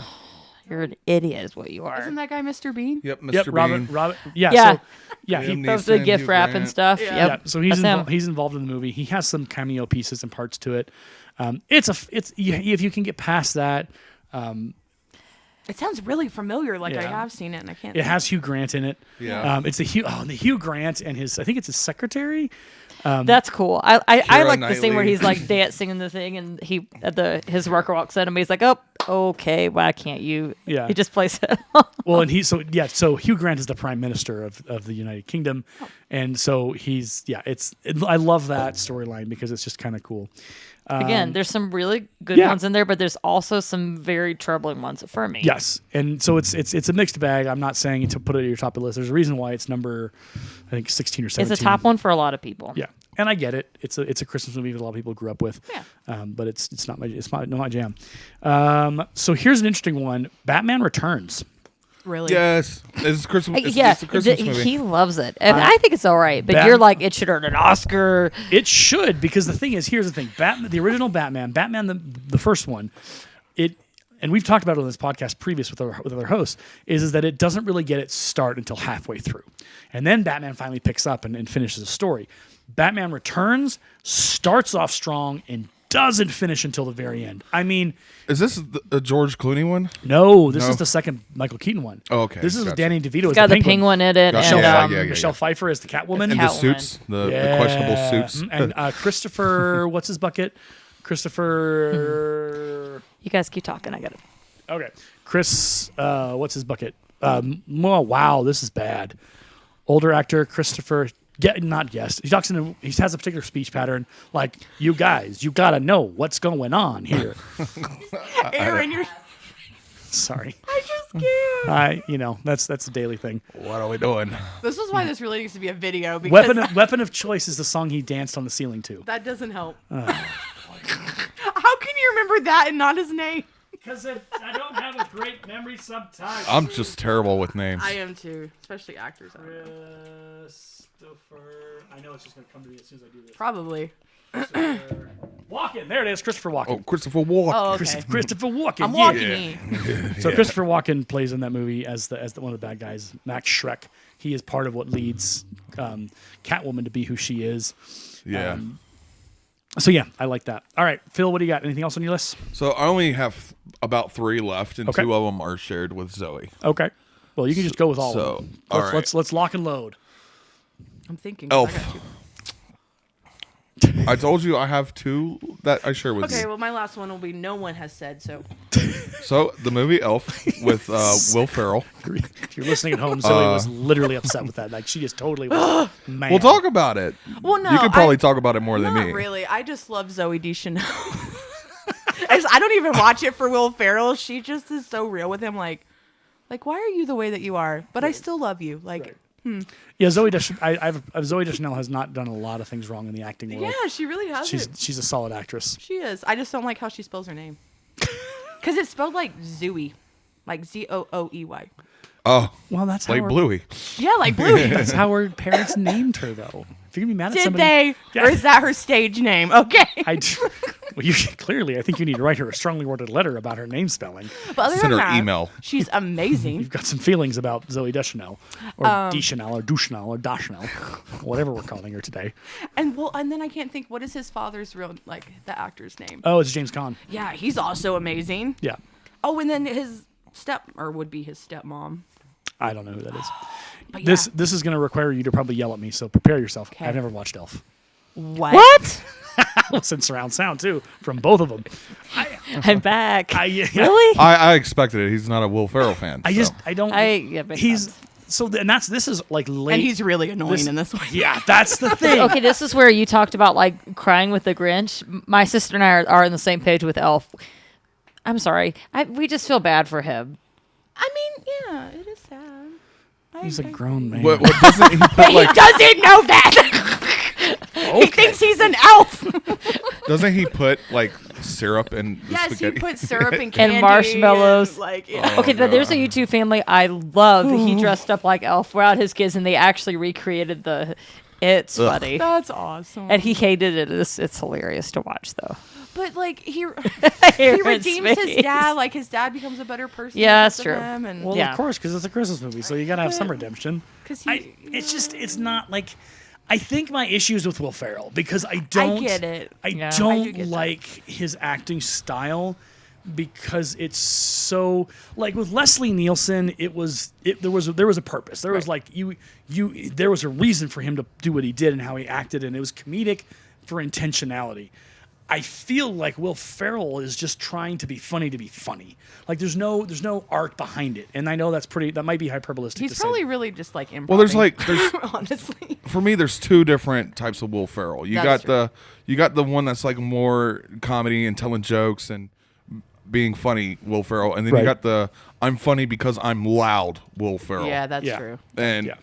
the loud Will Ferrell is extremely annoying. Because honestly, like in Barbie, he was pretty tamed. I think. Yeah. In that movie, Yeah. just like a normal guy. You know, Elf is pretty iconic. It is. Yeah, and I think it's a litmus test. People like make it just like, okay, do you like Elf or do you not like Elf? And I have found, and I could be wrong, that there's a camp of people who really love Elf, people who don't really like it. There's no middle ground with Elf. It's True. you either love it or you don't. Or like you it. don't. Yeah, and I'm the not liking camp. You should Yeah. at least watch it once, just one time. Zoe Deschanel. You know, I'm not going to bring up the two movies she watched. I'm not going to mention their names. There's the Vicki movie is that on watched- my side all the way. Eventually, this leverage is going to expire. but not No, yet. it won't because there's going to be another movie. We'll find something else to punish you with, or I don't even know. Okay, so Elf, what was your so your Another. Elf? So I got two left, and the other one that I'm pretty sure I share with Zoe is the '90s Rudolph cartoon. Yes. Okay, Rudolph the Red. I don't know that. Yeah, I know the claymation one. Yeah, that one's classic. Yeah. This one, it's got Whoopi Goldberg. She plays as Ice Queen bad guy. Oh, okay. And she comes and starts freezing elves and putting them up for her, ice garden. Mm-hmm. She's a very mean lady. Okay. A little bit Lion the Witch in the Wardrobe there. Very much. Yeah. And I know the songs in it they're awesome. Mm-hmm. They're great. And it's just a classic story of Rudolph with him trying to be a little hero mixed in. Yeah. So, Because Okay. he is the hero. Okay. yeah. All right, you have one left in your pocket, Zoe. What is that one that you think no one And else I've is going to got, talk got about? two more. Oh, as you mean me? My last one? Oh, you have last one? What's your last Yeah. one? Jingle All the Way. Yeah, I was going to mention that one. Probably my favorite Christmas movie. And as for you listening, we know, I think we talked about it last week about watching it. It's going to definitely be for next week. Jingle All The the Way. Yeah. Loki Dome. That was a very. I having watched the film, I was like, what? Your wife's What? cookies. And we watched I guess they made a second one. my cookies? The look on his face when he's hugging the guy's wife. And he kept coming back to it. Oh, that she's guy in the did a shower movie. right now. Would you like me to go get her for you? No. Okay, don't tell him all of the movies. He's like, I know this time can be really stressful. But no, that's just one scene, and I can't do it justice. So it'll be funny. Period. It's coming up next on our But next yes, episode. they have a Jingle All the Way too, and it's got Joe Dirt, right? Joe Dirt. No, Larry the Cable Guy. Oh, Larry the Kid. Whatever. Oh, They're the same. And yeah, don't watch it. Okay. Don't watch It's that not one. the same. Okay. Okay. Yeah. Okay. That's unfortunate. I mean, unless you're a fan of Larry the Cable Guy, I'm not. on so. certain days I might be, but not overall. Yeah. Not for a Christmas movie. you know. Oh. No. Okay. What do you got, Zoe? I think this is recorded, but it's really a ballet, The Nutcracker. Oh, yeah. Yeah, absolutely. Oh, there's definitely movies of it. It's just been a Be tradition. right back. Keep talking. Okay. It's just been a tradition for me and my family. Usually after Thanksgiving, we go and watch the ballet before Christmas kind of thing. I don't know. I Yeah. also worked it a lot, so Yeah. it's been a big part of my life. So for you listening at home, Vicki has brought with her. This is a book written in the night, published in the 1930s. Obviously, the story is older because it is. This story of the Nutcracker is what inspired Tchaikovsky to write the ballet. What? That's awesome. I'm not Yeah. quite done. There you go. One of my music teacher friends was like, "You may borrow this." Yeah. Wow. Yeah. That's awesome. There I you didn't go. even know that. Okay. No, me either. Yeah. No idea. All right. Is everything from your? Have you given us everything from your list? Yes, that's it. Okay, Vicki. All right, yes, I have two more. Okay. My all-time favorite, Home Alone. Yeah. Of course. I was wondering when you were going to say it. Yeah. my It's- all- The time- first one, or First one. okay, I personally lean towards two. Okay. I like them both, yeah. but I think it's because I've just seen two Yeah. more. You've seen it and more. all these sequels. There's like Yeah. Too many five, sequels to way it. too many, Yeah. and they're all awful. Yeah. And speaking of, congratulations, Macaulay Culkin, getting your star. Yeah. Guys, You're I just was. taking everything from me today. I was going to tell Vicki that. Well, you can tell them who he's married to if they don't know. Oh, now I got to remember. Oh, no. Oh, this is going to sound bad, though. Why? Because I don't know her name. Oh, But, none of us know names. okay, have you seen, like, The Sweet Life of Zach and Cody? Yeah. It's the Asian girl. Okay. Her name is London in the show. Okay. I Okay. forgot that. So, Yeah. Anyway, Nice. they're married and they have 2 little boys. Aw. And it was just so cute. His little speech to her, like, he's like, you're happier than me about this, getting this star. Rachel Miner. There you go. No, Rachel Miner. that was his first wife. Sorry. Oh, That's what I was thinking of in my Who is head. he is married to Brenda Song. Yeah. there we go. Okay. That's it, Brenda. Okay. Yeah. Brenda Song. Yeah, Gotcha. he was married to Rachel Miner from 1998 to 2002. Yeah. Poor Rachel didn't get much time with him. I Yeah, guess. Home Alone. Those movies are fun. I grew up on it, and I think I'm about the same age as Macaulay Culkin. Yeah. So like we were around the same age. I feel like it never gets old. Yeah. Every year it's funny, and kids today still love it. Oh, yeah. The thing about Home Alone 2 is that it almost becomes like he could have gone to the police. and said- Diabolical. Yeah, it gets- it becomes almost like Well, the credit card fraud thing. yeah, the like, credit card would've fraud thing is more- like a little bit too much for me. Tim Allen's in that one, too, right? As the Tim Curry Or is. Tim Tim Curry, I Curry. mean, Curry. sorry. Tim Curry and that like I so know. here's the thing. Too many. There are pieces and parts of Home Alone 2 that I love. I love the hotel staff because they play their parts. That's Rob Schneider in a very young What kind role. of idiots Yeah. are you? The finest in New York. yeah. They really are. And I love how they bring the movie from the first one to the second one where it's like, Merry Christmas, you filthy filthy animals, and a Happy New Year. Is that the movie that he's watching? Yeah, and it's Yeah. a made up, it's not a real movie. It's No, Yeah, they they made made it it, up for it. just for that. Yeah, they that did. scene. Yeah. Yeah, it's fantastic. Yeah. So I like there's moments of that movie where I appreciate it, but it begins to feel like Kevin How just can you leave your son at home? right, but also Again. Kevin should know to turn himself into the police. Yes. Be like, hey, my mom and dad, they're on a like here's their phone number. Here you can call them. This is a situation. Please, can you keep me safe? There's these 2 guys who are coming after me.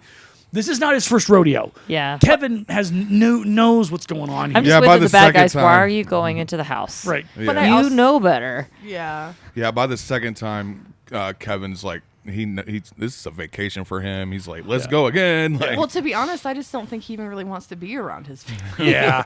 To There be is I mean, honest, they they're are mean to kind him. of mean. Yeah. Yeah, there is that element of like you thought he made up with them the first time, but he really didn't. No. Here's And these- that makes me sad. yeah, Yeah. it does.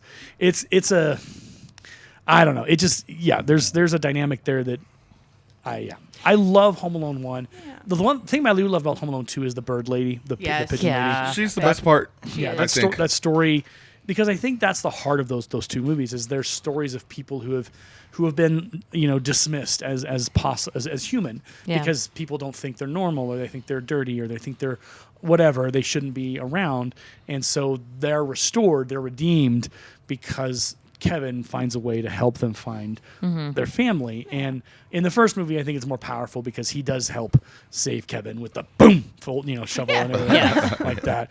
But it's just, I don't know. The second one, it's a little off. There's moments of brilliance. Yeah. It just, yeah. What else you got on the list? Last one.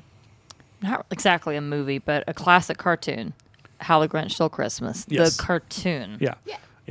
Here, the song is the I Wouldn't Touch You With a 49 or 10 and a half A inch. foot pole. Oh, you're a mean one, Mr. Grinch. I just want to throw this out there. It is Yes. also in the Jim Carrey movie.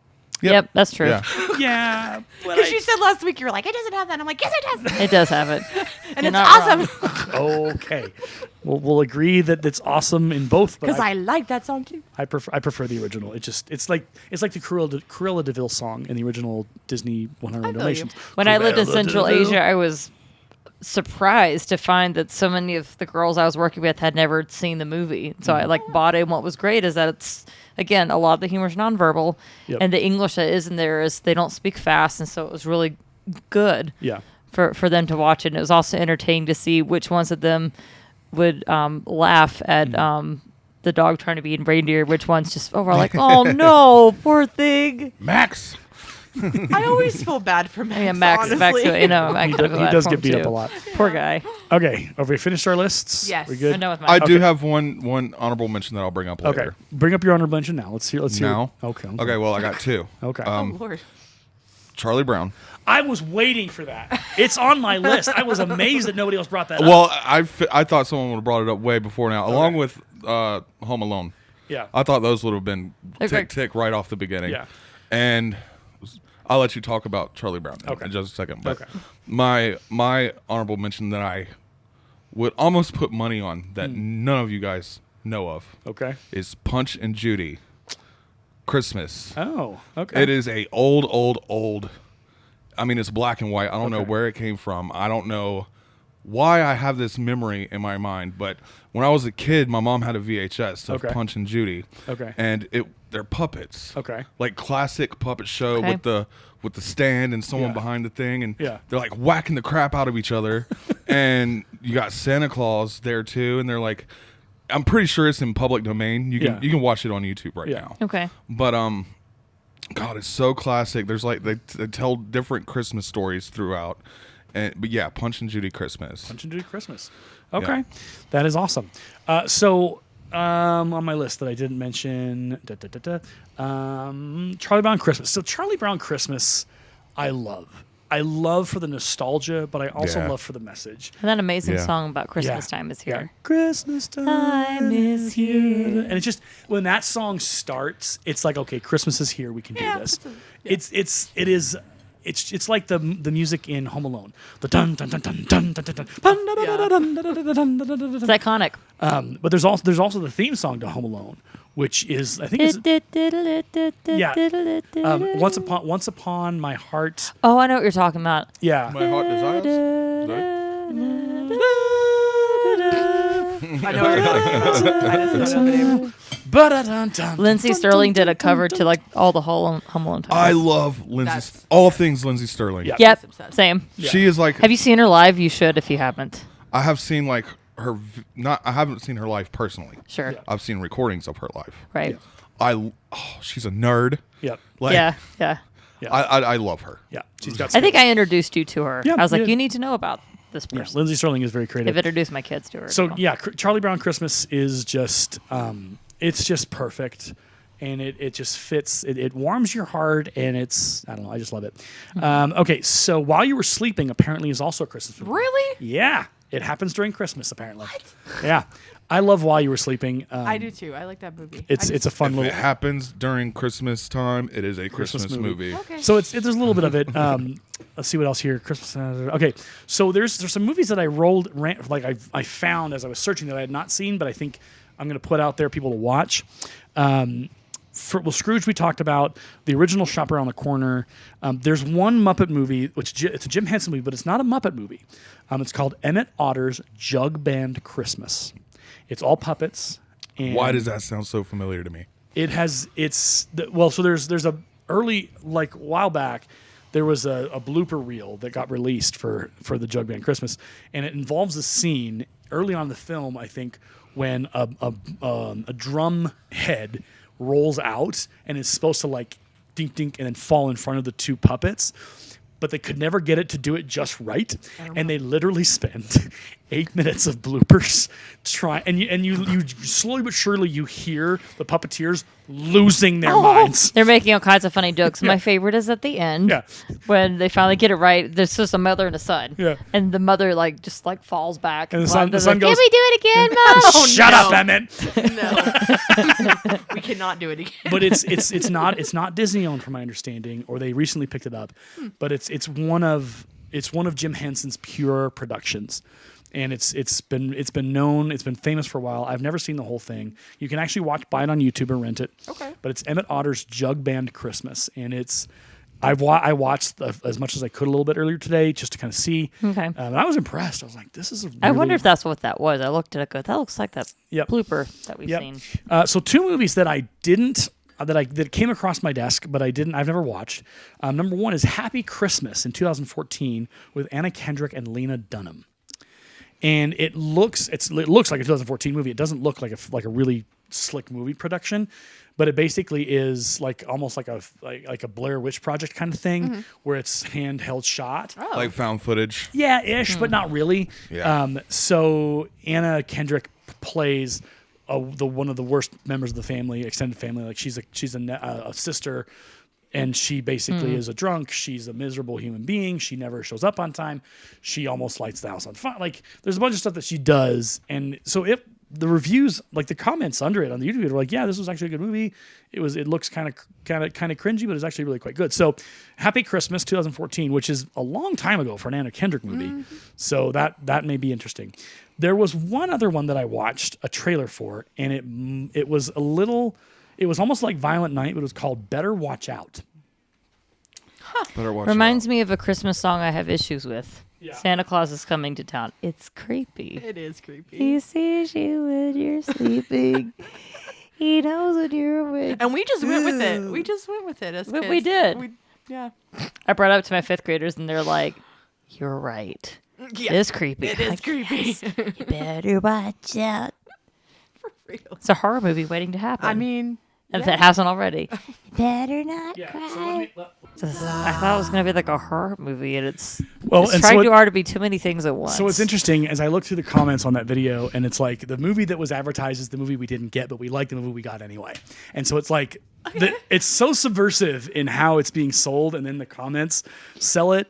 It was interesting enough that I was like, I have to watch I want this. to know at how some- long those edits took for that trailer. Right. It has probably took a lot of work. I mean, to get the exact sounds to go with the... So whoever edited that trailer, kudos to Better Watch Out.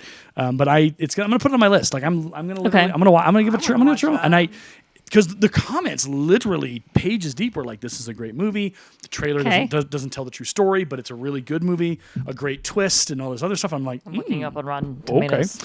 Okay. So then, See, I was going to bring up Black Christmas, but then I was like... yeah, I'm not. There are so many like horror Christmas movies, and Yeah, I think it's the like issue. I'm looking right now, and there's 3 coming out this year. Jeez. And the only one that I think looks slightly interesting is It's a Wonderful Knife, and that is because it has Justin Long in it. Oh, good old Justin that's Long. not Good old Justin Long. I didn't think Tomato Meter would give Better Watch Out this good of a review. Rotten Tomatoes gives it 89%. Wow. 64% audience score. So lower than I thought based Yeah. on what you said, but Yeah. that's not bad. Okay. not. At all. That's possible. But I mean, it's 2017. Yeah. Yeah. And it's not a lot of actors that we're familiar with. I Right. don't know anybody. So that tells you something. So there you go. There's your recommendations for your holiday movies. I'm trying to think what else I think I got all there. Okay, cool.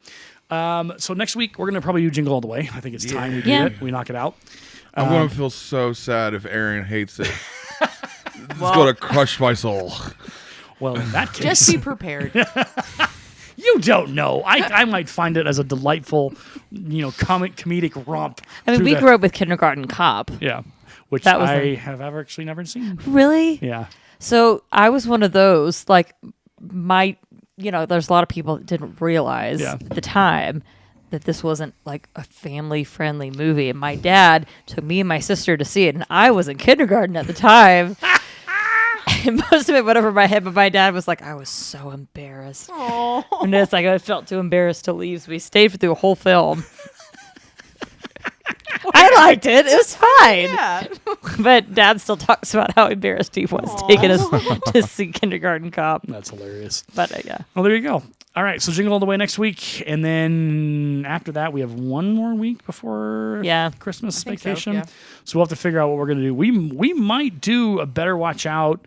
We might. So here's what we might do is I might do a Better Watch Out watch, and you guys might have to do White Christmas maybe. Or what about Muppet Christmas Carol? Oh, a Christmas Carol. Because that's your totally watch favorite. that. Okay, let's do that. Yeah. Well, that'll be our second Christmas movie, and then we'll have like a Christmas special, kind of close it out and get us on all to our Christmas break. So, all right. Well, Christmas is but what 3 weeks away now.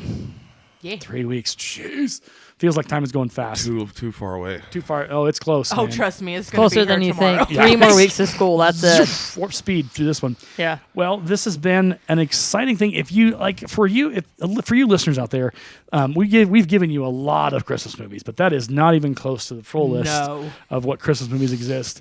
But we've given you some pretty good recommendations. And I think so. I think it's important that there are Christmas traditions that you hold in your families and in your world. And I think having at least one or two Christmas movies that you do sit down with and you do enjoy, because it's hard sometimes to get in the season sometimes with how life is busy and how the world is busy and how things are in the world. And the beauty of a good Christmas movie is it can get you in the mood. It can get you to feel better about life relatively quickly, because it's all about the heart. So Yeah. Yep, there you go.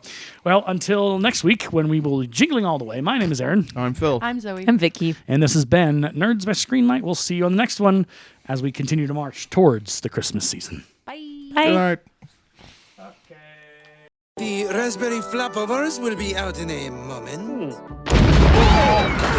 The kitchen is closed.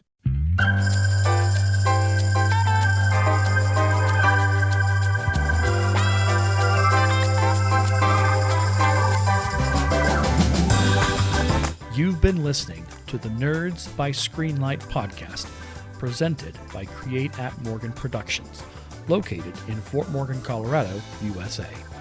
For more information on our production house, other podcasts hosted here, and further details, please visit www.createatmorgan.org. You can find us on Twitter at the handle CreateAtMorgan. Create at Morgan is a school club at Lincoln High School, our alternative education campus in Morgan County. Our sponsor is Aaron DeLay, the language arts teacher at Lincoln. Send any feedback to adelayedteacher@gmail.com. Thank you for listening to our podcast.